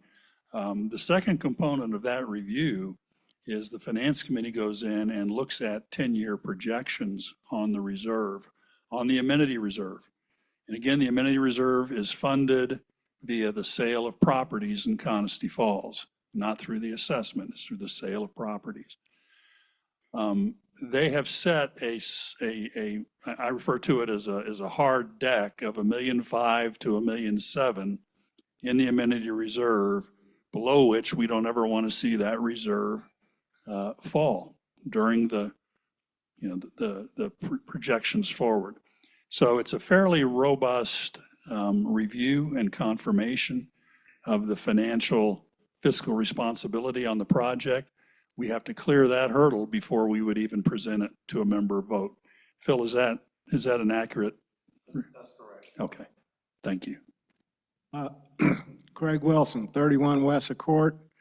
I've been in the heavy construction business for 50 years. I'm retired now. Couple quick comments about the vibration. I don't think that's going to be that big an issue. You're going to have big excavators with claws on them tearing that stuff out of the ground. I don't think it's going to shake the ground hard enough to settle the pickleball courts, but there is vibration monitoring that can be done. There's an instrument that your geotech can put out there to address that. There was a previous comment about the mechanical room, and I have a lot of experience building pumping stations, generator facilities, and so on. That mechanical room is going to have pretty large intake louvers to provide a supply of cool air into the room. And it's going to have exhaust fans to pull the air in through those louvers and push it out the top to keep the mechanical equipment from overheating. So I'm agreeing with that. My suggestion is, and there's some noise that's going to come out of that mechanical room, is I kind of like the bathroom where the site plan shows it. Could you go back to the site plan, please? I'm suggesting maybe move the mechanical room over at the south end of the fitness pool and shade it with landscaping to hide it. And that would be a better location for it. It wouldn't be as much noise and intrusion and so on. And it won't be heard as much. So the intake louvers could be on the parking lot side of the building. So the noise that might come out of those would go out to the parking lot and exhaust fans out the roof. On this pool, I like the design. If I was in the cost-cutting mode, those two bump outs that have the landscaping in them in the community pool, those could be lost. Get rid of them, and you're saving however many lineal feet of pool wall that is in closing those, plus the cost of the landscaping, plus the cleanup of getting the leaves and pine needles and whatever else out of the pool. So that's like a value engineering suggestion that could save some cost. And the wall that's shown between the pool and the pickleball courts, it's not really saying what material that's made out of. I did a little research, looked at these wind screens you can get, these airflow screens. I think I sent Nathan a link and Leanne, and you can get those that provide good airflow, and they have a solid panel in the middle where you can get the Conisty Falls logo on them. You can choose a color that blends with the architectural scheme. I'm not in the color selection business. But I would go ahead and replace all the windscreens with the new ones with that Conisty Falls logo or whatever's agreed on and spruce the place up and make it look good. Thank you. Thank you, Craig. My name is Carol Zelli. I have some questions about the contracting.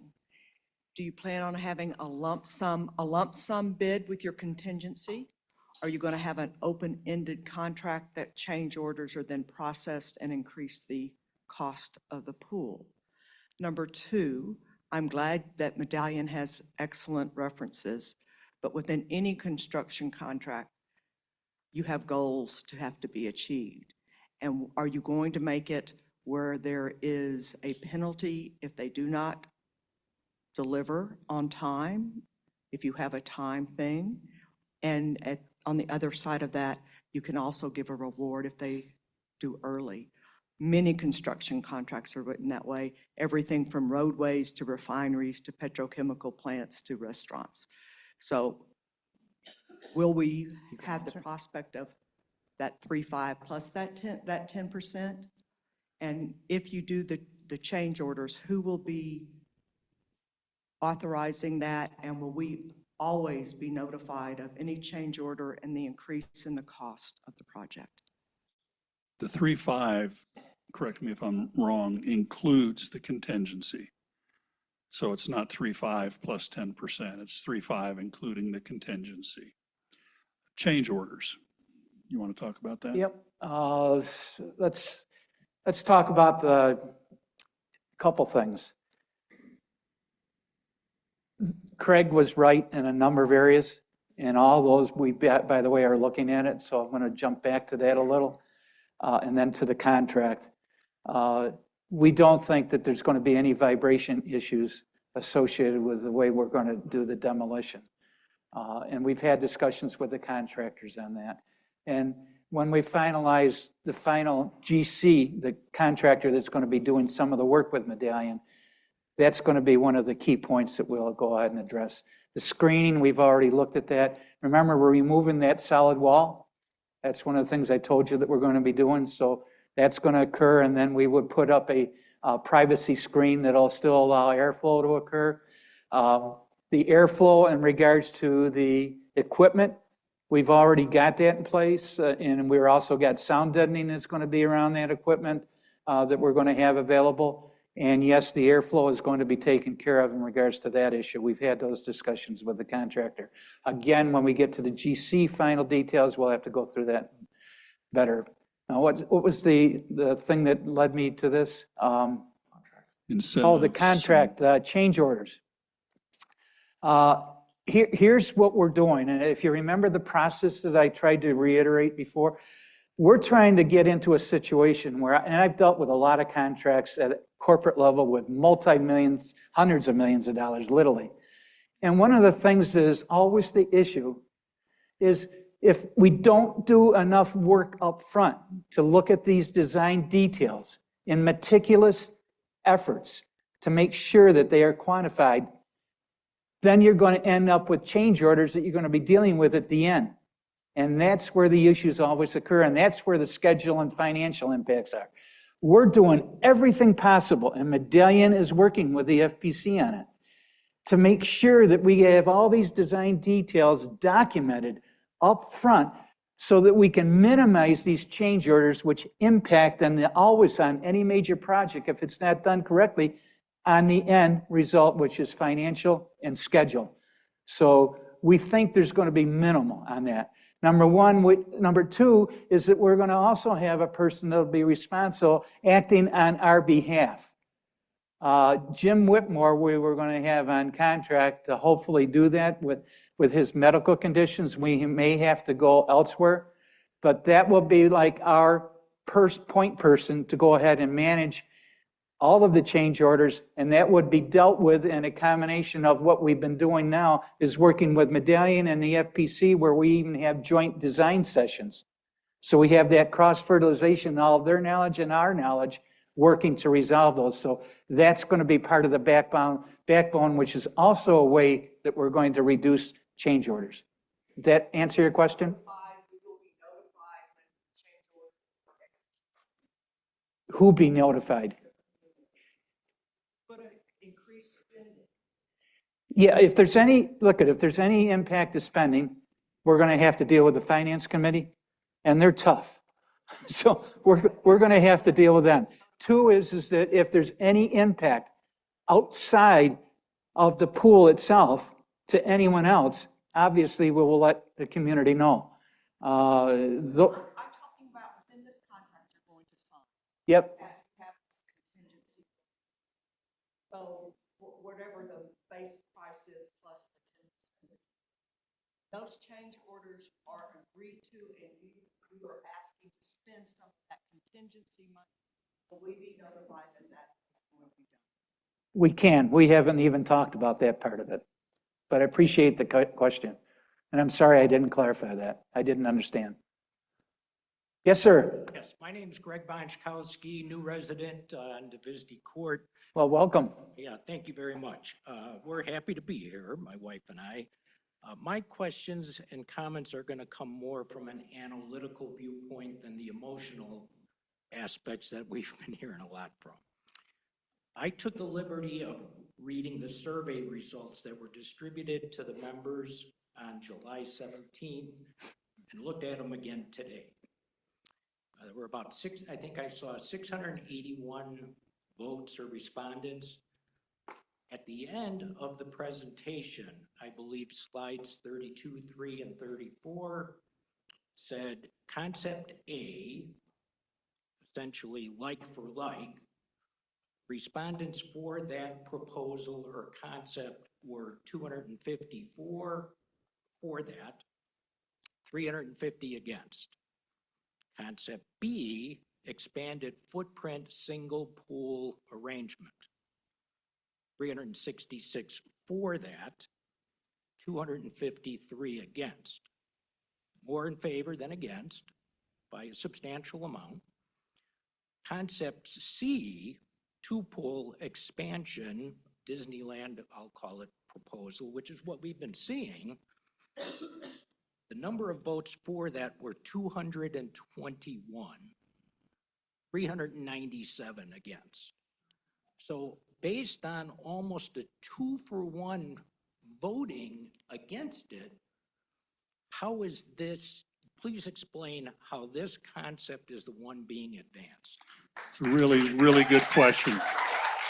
Let me answer that. One of the things that we saw in the survey that we did not pick up before the survey was administered was that option 3, the two-pool solution, made reference to increased costs. The other two options didn't say anything about increased costs. In talking to people that have engaged in these types of surveys and designed these surveys, that is something that should have never been in there. And so, because it translated into potentially a belief on the part of members that this would require an increased assessment or a special assessment to fund the funding of this project. Point number one. Point number two, when we got into the nearly 800 comments that accompanied the 618 surveys, what we saw was members preferred, they had priorities, you saw them here, that could only be resolved via a two-pool concept. And so that's why the board, in reviewing, number one, the survey and the fact that that information or that point, that potential dampening point was included in the survey and may have impacted the results, and then a deep dive into the comments led us to believe that the two-pool concept was in fact the proper concept to present to the community. Anything else you want to? Yeah, I'd like to add one point. Dave's absolutely correct. There's a third aspect that Nathan mentioned, and that is the operational impacts that we've been seeing for the last 10 years between different user groups. That's what this table shows. We want to make sure we remove those operational conflicts that we've had for the last 10 years as well as the first 2 points that Dave made. Yes, sir. My name is Bruce Smith. When I first joined the line, some of these questions hadn't been asked, but the Deb's concern or Deb's suggestion about moving the utility area to the other side so we don't lose sun on the courts. I'd just like to encourage you to take a look at that. I know you're way down the line on this, but it really would be helpful for us pickleball players to be able to stay away from the ice and dry out the courts quickly. Second thing goes back to the very first gentleman. Talked about how are you going to hold their feet to the fire if they don't perform. I used to issue performance bonds all the time based on benchmarks. Is that being considered? Thank you. You want to? Basically, we have had those discussions. Again, a lot of this, I think I answered part of it earlier. With all the discussions we've had, with all the other contracts that Medallion has had, by the way, in gated communities, dealing with some of the similar issues that we've had here, we have walked away there with absolute confidence in this vendor. His reputation is, I'll just use this word, impeccable. So we are relying on what we've researched and the facts that we've obtained. And we think we're in a pretty comfortable position. And add to that the fact that we will have a project manager on this project to ride herd on it. My name is Martha Post. Sterling and I moved here in 2007. We moved here in 2007 where we were part-time at that time and moved here full-time in 2016. I've been at that pool a lot because I was an educator and I would spend my summers here, my Thanksgiving here, my spring break here. So I've been at that pool a lot. My one thing I want to say before I get my question is, back in the spring, there was a meeting. I don't know if it was chat with the board. I don't remember what it was. But someone asked, would there be a pool attendant at the pool?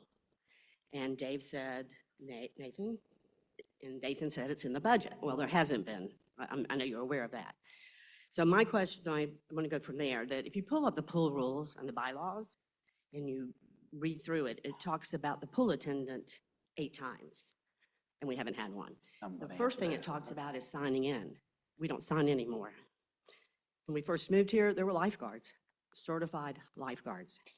So here's my question. The cost of all of this, are we going to have somebody to manage it? Are we going to have lifeguards? Are we going to have whatever? We're expanding so much. There's already some issues. So what's it going to cost? The electrical cost for 2 pools, the gas for 2 pools, the maintenance for 2 pools. How is that cost? You know, not once since 2007 has our amenity fees stayed the same. Not once. It's in the beginning it went up 30, 40, 50, and now we're hundreds.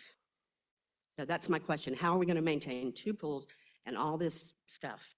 Well, embedded in there, you've got about 8 questions. So let me see if I can get through those. Teach math. And I was a Social studies. math major, so we ought to talk. You know, we get into numerical method analysis and so on that. But let me try to answer as best I can all of those. First of all, we've had a lot of discussion on this. The current situation in this area, trying to find a certified lifeguard is almost impossible, number one. We have looked at everything that we used to do down in Florida. We had the same problem in Florida. We ended up with some solutions that weren't easy to follow up on. Nathan and I have had a lot of discussions on how we're in the off season. What we're going to do this year is we're going to go to the colleges and we're going to see if we can, that's where most of our resources were that we used down in Florida, is kids that were in winter sports that were available in the summer and needed the money. We're going to approach the colleges. Obviously, Brevard College would be the primary one. And we're going to see if we can have a conversation with them and promote the idea of getting a couple people that would be willing to go ahead and get some extra money. We'd have to pay them well to be available during at least the peak season, so that we've got some monitors in the pool. And part of your question was about the rules and regulations. I'll take the ding for any of that. I'm the one that was responsible for getting all those rules and regulations finalized. That was one of my first jobs when I came onto the board. This guy as the president went ahead and threw that at me. And I didn't want to accept it, but I took it. But let me tell you where. That's not my memory of it. I know what those rules are, and I agree with you.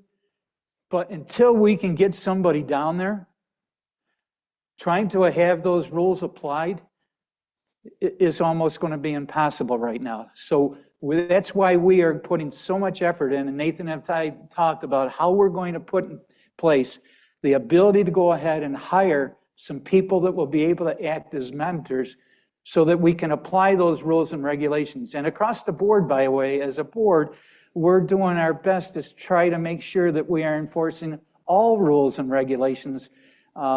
It's not easy, guys, and we're attempting to do everything we can to make that happen. I mean, seriously, don't have the rule. As an educator, I mean, why do you make rules and you don't enforce them? The kids go crazy. Can't argue with you. Let me say one other thing. Let me just, Okay. the plan is to have a pool attendant.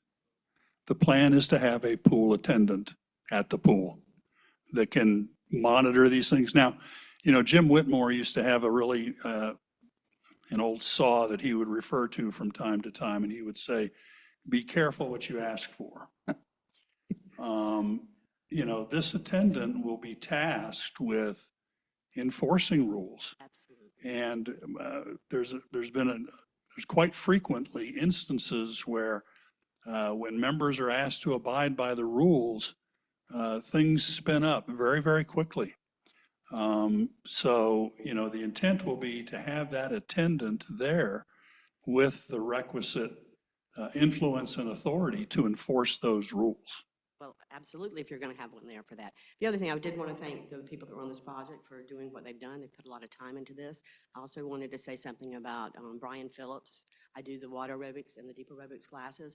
3.5 feet is not going to cut it. I mean, just not going to cut it, because I'm not even that tall, but if you were taller than me, the dumbbells are not going to be in the water. Well, and that's part of the thing. So the 3.5 is not going to work. well, and maybe I didn't do a good enough a job when we had that video up.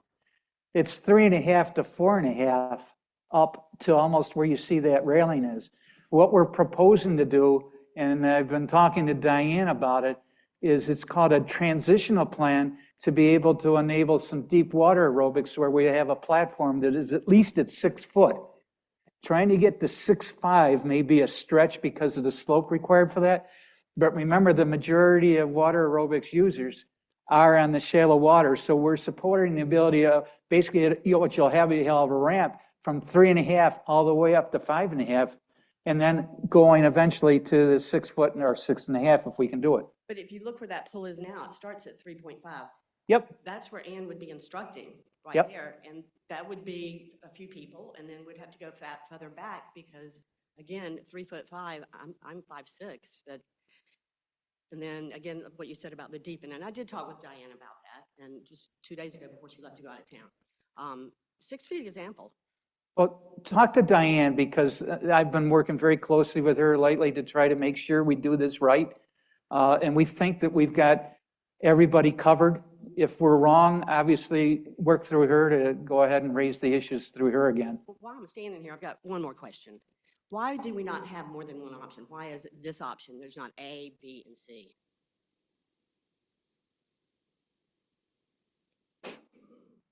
As we stated and as we showed in one of the ultimate slides, that when you look at the priorities of the community, what they want to have in this pool, a significant percentage of them are pretty near impossible to obtain with a one pool solution. You also, if you were here on Wednesday, heard some comments from Mark Dorsey that, you know, a single pool, correct me if I'm wrong, I think he said that in some aspects it would actually be more expensive, right? Correct. back to the earlier question about operating costs. You want to talk about that, Larry, about the operating costs, the chemicals, the Yep. heating and everything else? We've had a lot of discussion on that. Part of the FAQ, I've already got slides that are prepared that talk to that very issue. One of the things that I emphasized early on when I was talking about the details, in this lap pool, we're gonna have a reduction of at least 70, possibly 80. Mark is even indicating up to 90% with that pool being able to be covered at night when it's cold and during the winter months. The cost is going to be significant in the savings. The chemistry. I used to live up in the Finger Lakes up in upstate New York, which by the way is just like this. I'm a mountain person. I was grown and raised up here, so I'm used to mountains and lakes. Always lived in lakes. Guess where we drew our water from? For drinking, bathing, everything. From the lake. The technology that we were using back then when I updated our house was UV, ozone, diatomaceous earth to take care of the bulk stuff. And we had no problem. Guess what the technology is in these commercial pools today? UV, ozone, the same technologies. So you're going to have almost like drinking water. And the key thing is, instead of waiting for when we have a problem where the pH is going haywire, which you've seen in the past, sometimes over a weekend when that occurs, we can't get that pool back until Monday or Tuesday of the next week. That's because we have to overdose it with chlorine, and then you got free chlorine that exists, and we got to be careful in letting people back into the pool. We're not going to have to worry about that with this system. This is going to be instantaneous. And in fact, is Charles here? He isn't. Charles, who's got the control areas in the back. We're going to give them the ability so that electronically we will be able to monitor the chemistry of this water remotely. He's going to have access, so if any flag goes up from our technology that says we're out of whack, he's going to get an immediate flag on that and be able to automatically, remotely deal with that. And therefore, in real time, we're not going to have the kind of downtimes we've had in the past. That's going to save us a tremendous amount of money. So I think Mark's comment that it could be upwards of 90%, he could be right. I'm unwilling to make that statement based on my knowledge, but at least it's in that direction. Does that answer your question? Yes, ma'am. Go ahead. Hi. First, thank you, seriously, thank you for the volunteering. It's really appreciated that people take their time, because a lot of times we try to do things and people don't volunteer. So truly thanks you guys for all the time. Can we get your name? Oh, Kelly Pacheco. Sorry. Thank you, Kelly. Thanks seriously for all the time that you guys put into this of your own time. That's really appreciated. Next, you might not want me up here.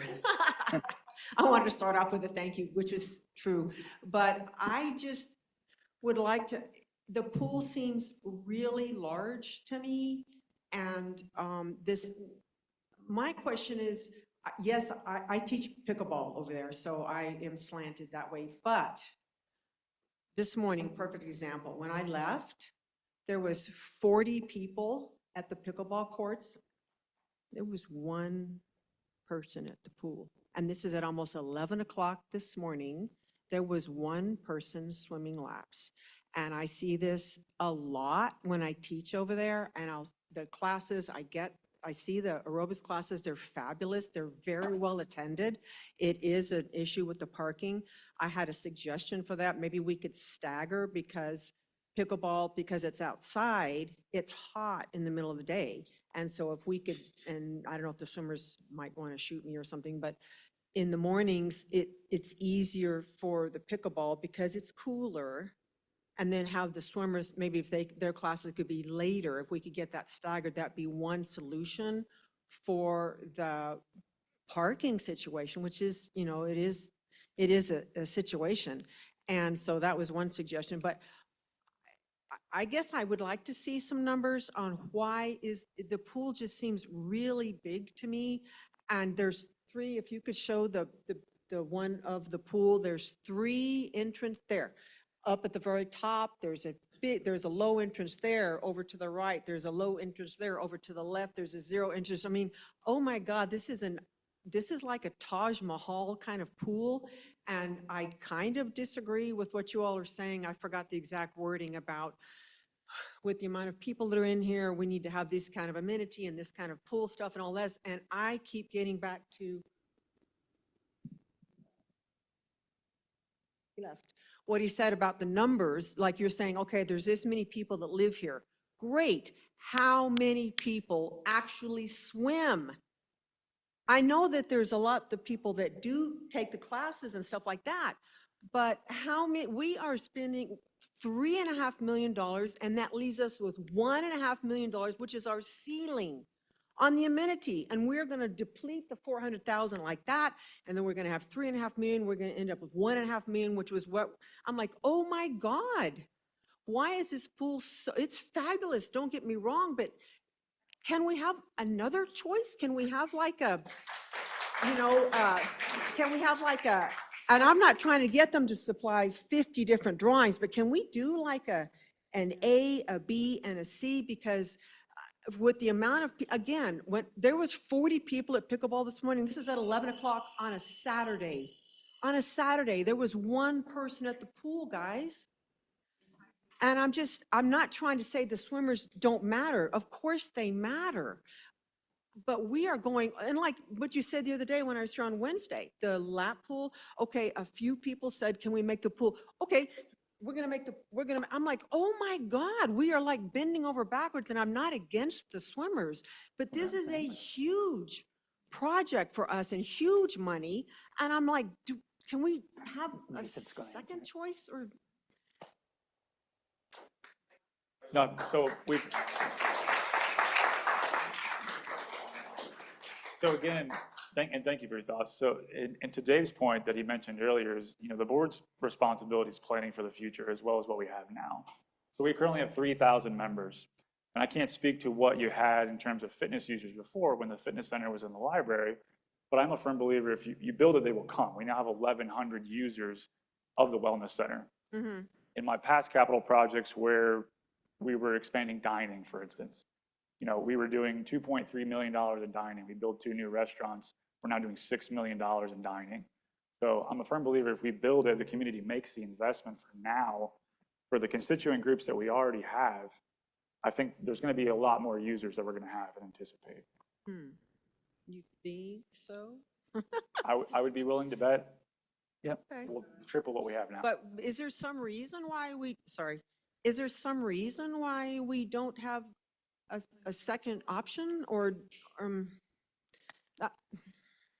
As we stated, the survey indicated that there were competing demographics and demands being made on the pool. And as we consulted with Mark Dorsey on this, the two-pool solution is the best way to address those issues. As they exist today, and as they will continue to increase those challenges as the community continues to grow. I get, I see the rationale to the Right. two pool, that's fine. But I don't know why this one has to be so big, because again, you keeps getting back to our community is this many people, so we need this many gallons or whatever. I'm like, there's not that many people over there in my opinion, and it's not to warrant $3.5 million, and we don't have the pool numbers, and even if they grow some, we're super crowded over there. I mean, it's just packed on the pickleball side, and taking away only 4 parking places. I'm like, if this thing could just be, can we reconfigure it a little bit and make this part a little bit smaller? The lap pool is great. Put that in a different spot. Gotcha. We can do this and then maybe spend less and still offer the same amenities. Okay. You know. Yeah. Gotcha. Thank you, Kelly. Okay. We'll appreciate the input. Sure.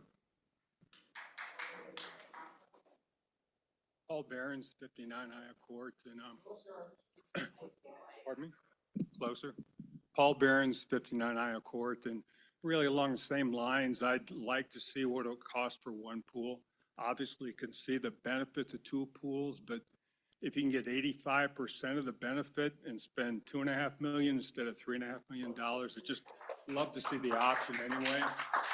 And I think the other thing too, in terms of the amenity, I looked at the amount that we have in the reserves, and you talked about the finance committee going back and having to go back and confirm exactly how to rebuild the reserves.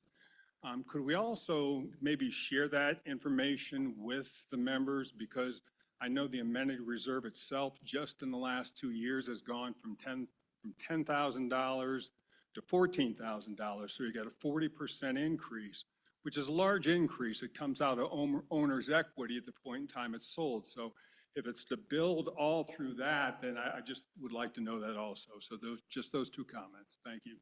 Thank you, Paul. I'm Rob Summer. Those who know me know that I talk a lot, but when it comes to speaking in public, I am absolutely scared to death of doing it. So the comments I don't buy that for a minute, Rob. the comments that I'm going to make are very, very important to me, at least. First, thank you to the board. You guys do a fantastic job. This place is the only place I'd ever want to live. But when it comes to the building this, I don't understand why we keep the restroom, utilities room, and storage room all on the side of the pickleball courts, when that is going to provide all the shade, which can cause problems to the pickleball courts at a later date. But it's not only that, the utility room has all the pumps and all the filters and all the chemicals that go into the pool.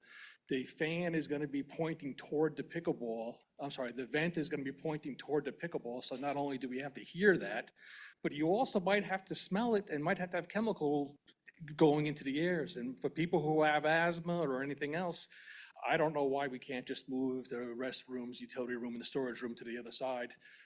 People like me don't want to see staff going into the utility room and storage room. That should be hidden somewhere else in the back corner somewhere, away from everything else. There's no benefit of it being there besides just causing trouble to the, possible trouble to the courts. That's all. Thank you, Rob. Sterling Post. Martha and I have been here 20 years, and I remember going to the pool years ago, and you go under there was a phone there, and there was a menu. You could call the grill, and they would deliver it. Every now and then they would say, oh, we're kind of really busy. Can you come get it? Sure, come get it. But you could order, and they would deliver it down to the pool. Yeah. The board over the years have promised that they would not turn our community into a resort. And this looks really resorty to me. So, options. Thank you, Sterling. I'm Berger Zapp, 26 Husgivi. I'm looking at this. I'm all for a two-pool solution, but looking at this pool, which has shallow areas all around that pool for what, kiddies? And I walked around the lake yesterday. All the kiddies are at the lake, at the beach. They're not at the pool. So why are we doing this? And what we're losing here is we're losing exercise area with deeper water where all these groups doing the exercise. Now they're sitting in the swimming pool where they should be doing lap swimming. And this is all wasted on shallow water that serves nobody. That's my comment. Berger. Greg Flynn, 109 Kawani Lane. Last time in the presentation, someone talked about the kiddie pool and you commented that it's going away with it. My question is, how quickly can your miraculous cleaning devices clean poop from some kid's diaper in this big pool? We're going to give you a brush, Greg, and ask you to hop on in there. I'll take my doggy bags. No, seriously, the kiddie pool you have serves a purpose because it's fenced in. Sure. Kids Kids can be separate. And if it does get a mess, it's just a small 240 square foot you're clearing out really easy. To do away with that, I think is a big mistake. Even though kids do go to the lake, they will come to the pool. Nathan, do you want to talk about your experience at your other communities when it came to kids in the pool? What your other communities did or didn't do, what they allowed, what they didn't allow? No, we typically, they have to have a swim diaper, and that's usually per state code. I mean, and trying to enforce that they're potty trained as much as you possibly can, but it's strong community messaging at that point, as much as you possibly can. But I see your point to a separate body of water.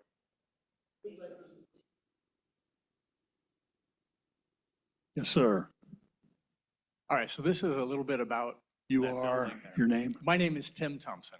Thank you, Tim.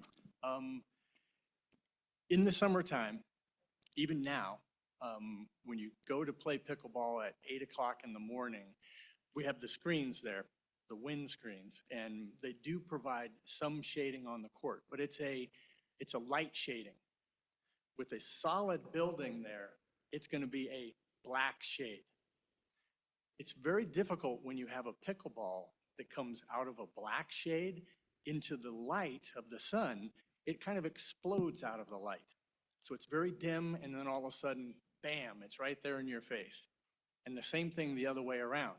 If you can see it very clearly coming out of the sun, and all of a sudden, it just, the brightness of it is dimmed by more than half, you lose track of it. You cannot follow that very well.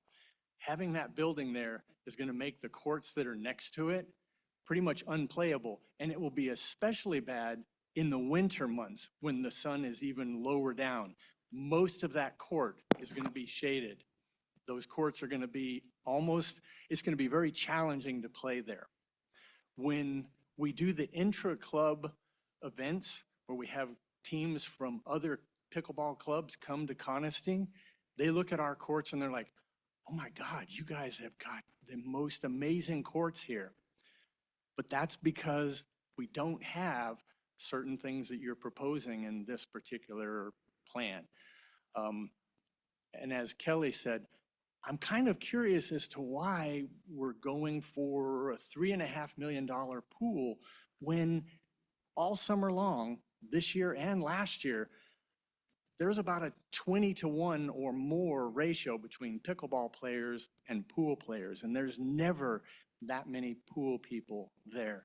The main issue that the pool people have, there's just not enough lounge chairs. There's plenty of room for them, there's just not enough lounge chairs. So they complain about it being crowded, and therefore they're not going to go. So those are my issues. Put that shed on the other side. Thank you, Tim. Yeah, plus ice, we did this last winter with the ice in that corner where next to the pool. It took the better part of a week and a half of slowly chiseling away at it. That's with some sunlight being able to get to it. With a firm building there and zero sunlight, it's going to be there for weeks, okay? And any mold that grows because that area stays damp on a much more regular basis, we are living in a rainforest, of course, is going to be a problem. Thank you. Thank you.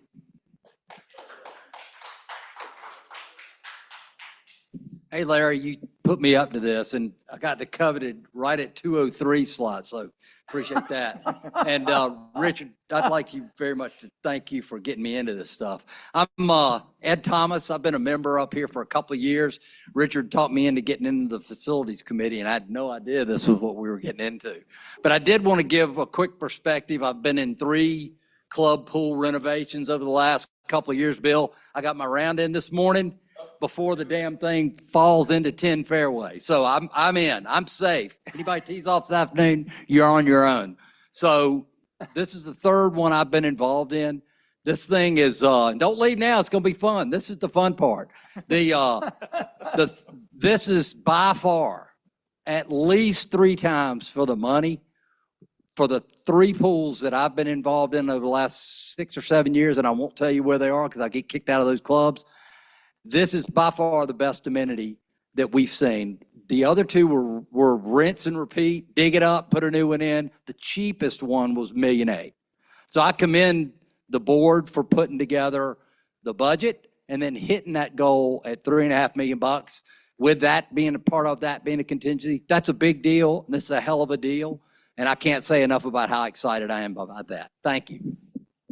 Thank you, Ed. Yes, sir. Hi, my name is Paul Genero. There are bids due in August from what I understand. Is that correct? We're awaiting the bids. Excuse me? We're awaiting the bids. You're, okay. Are there bid documents that, that the members could see? Yeah, so it's a part of the financial analysis that I'm sorry, excuse me. Not the financial analysis, the Correct. plans. Yes, but that. Okay. Once we have something to share with membership, we will. But as you saw in the presentation, the Finance Committee is going to do their homework on the funding package as well as the contracts for the pool. Okay, and what type of contracts are you looking for? A guaranteed maximum price, a lump sum, or what? Versions of both of those, yes. You're asking for both? Correct. We want to look at everything that we could possibly do and pick the best possible thing for the community. Okay. Next question. When you came up with this plan for the 3.5 million, did your architect come up with any alternatives to either go above the 3.5 budget or go below? We could value engineer the project as much as we want, but we're coming up with a two-pool solution to quell our member demographic issue that we have here at Conisty. Okay. I would like to see those documents. Could you make them available? What documents? The bid documents. They don't exist currently. We're awaiting the big documents. I'm a little confused.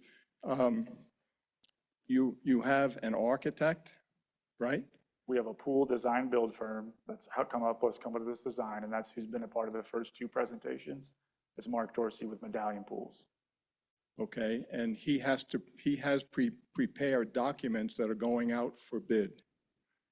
Is that correct? Correct. There'll be a Okay, general contractor component of the project. and how many contractors are bidding this project? We're hopeful to get more than two. It's More than challenging. two. It's challenging in this area, to my understanding, to get general contractors to bid on projects, Yeah, it's difficult up here in Western North Carolina. my understanding. Okay, if you could let me know where I could take a look at these documents, I'd appreciate it. Thank you. Thank you. Thank you. Bring us home, Jim. Solution time discussion. All right, I know there's people listening. This is very important. We all up here live as a community of people. We have people that we ask to take care of us here. And we got people on the board who are elected to be on the board. We've got a general manager here that we have hired to work with us. We need to be very respected that we live together. We don't need to get mad and upset because something we're not doing or something that's different. They're just like us, people trying to do what's best for us as a group and individuals. And we need to celebrate that and say thank you. We need to understand that. We all have questions. We all have concerns, all right? And our concerns are in front of them today, and they're going to look at them. They're doing the best they can because guess what? We're not going to be here 10, 20, 30 years from now, a lot of us. Some of us don't even use the pool. I floated the pool the last 2 days more than I floated the last 3 years I've been here. There's not many people in, but it's a wonderful time to float and a nice time to have a water. But I want us to be a community and not get mad at each other because we all have our differences, all right? If we can all work together, it's amazing what we get done. They're celebrating some things that we've said we needed to look at. They're going to look at that and bring that back and say, here's what we're going to do. We're not going to get everything we want. Everybody wants to protect their amenities. I got it. I want to protect pickleball, all right? I love it. Great, okay. But also, too, I want to protect the environment here, and I want to protect this place. But I really want the people to be together. We all are great people. 95% of us up here are social. We love to talk, right? We like to be together. Don't let little things like this come between us as a community and individuals. We're going to do the best we can. The group will do the best we can. We communicate what our concerns are. When it's all said and done, it's going to be the betterment for our community. The one thing I would like to do, I do have a couple of questions. Number one is that you've heard the concern about the blocking of the pickleball, the freezing of that amenity. We have flipped basically it around from where the current restrooms are and our current mechanical room is, and we flipped it on the other side. Is there a reason why that was designed that way to flip that put us where there's nobody who can see to the pool and pool can't see into the pickleball court? Why was that done? I'll let you answer that in a second. And the other day we talked about there was possibly trees that need to be removed because of drainage and everything. Is there a plan in place to replace them for the future because people coming off a 10T, not always good. I got a bad hook, and that son of a buck can end up on the pickleball court or over there in the pool, and that's not a fun place. So that's the last piece I say is this. That pool, if we're going to increase the usage, and that's what this is about, right? We said it was going to increase the usage and number of people's coming. We also have a restaurant up here who has really good stuff for people playing golf that can be limited. That resource for a direct line in to hopefully increase our food service business and our volumetrics out of our food establishments doesn't have to be delivered. It could be picked up. People come in there, you see young people there and other people there with their grandkids. Let me call up there and get something to eat, and I can go pick it up. It doesn't necessarily have to be delivered. So the challenge is this: emergency phone call, ability to place a food order. Why was that changed over? All right. And the bigger thing that I have a concern about that Rob said earlier, we have people who play pickleball, some have asthma. That utility room is flowing everything over. I don't know where that heat's going to go. That smell's going to go, the heat, because it's hot, there's going to be a lot of heat going. Where does that dissipate to? Does that create a problem for the pickleball area? Okay. But again, guys, all the group, not just y'all, but the whole group that's involved, thank y'all very much for the hard work. Thanks for the time. Thank you, Jim.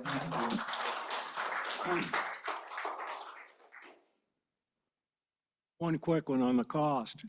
It's a relative thing. I don't think you can build a house in here for less than $750,000. The average new home being built in here is probably more like $1 million. So if you think about the $3.5 million for this nice facility, it's not a whole lot of money. It's about 4 houses. Thank you. Thank you, Craig. Let me close by echoing what Jim said about the community and the efforts to this point with regards to this project. I'll conclude as I began by saying that this is the third of 4 presentations of the preliminary recommendation on the pool replacement project. This is the 3rd day of feedback, information sharing.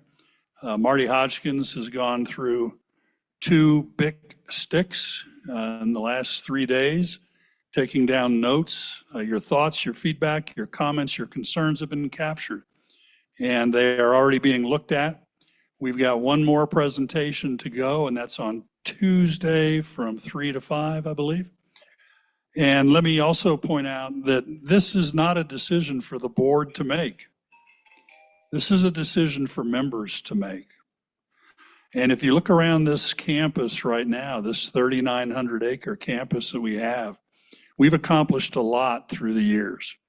And we've done it via processes very similar to this. When we built the Activity and Wellness Center, there was a lot of skepticism about whether we needed that. And gosh, we only have 75 health memberships and all this other kind of stuff. Well, we're now up to what, close to 1,100, and we built it. And yet, even after this beautiful facility was completed and available to members and being actively used by members, we've had people refer to it as a monstrosity, an eyesore, something that's really terrible. It's one of the best things we've done. The renovations we did to the clubhouse back in 2018, hard on the heels of the decision by the community not to tear down and replace the clubhouse. I was here for that. I would argue that's the worst decision that we ever made, was not to tear down the clubhouse.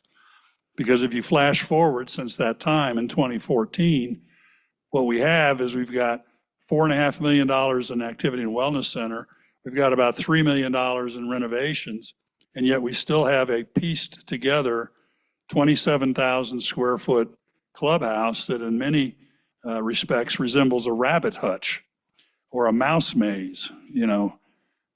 Put the food over here and see how long it takes the mouse to get to, how quickly can you navigate the nether regions of this clubhouse to get to where you need to go. So what we've accomplished to this point is the result of processes very similar to this. And we appreciate your participation. We appreciate your interest. I see that we've driven off most of you. I've got about another 15 minutes. So if you all want to go ahead. Oh, somebody just called time on me. I'd better stop. Thank you all for being here. My wife just gave me, I'm going to cut your head off signal, so that's really serious. We appreciate your being here. If you're so inclined, we look forward to seeing you Tuesday from 3 to 5. Thank you all very much.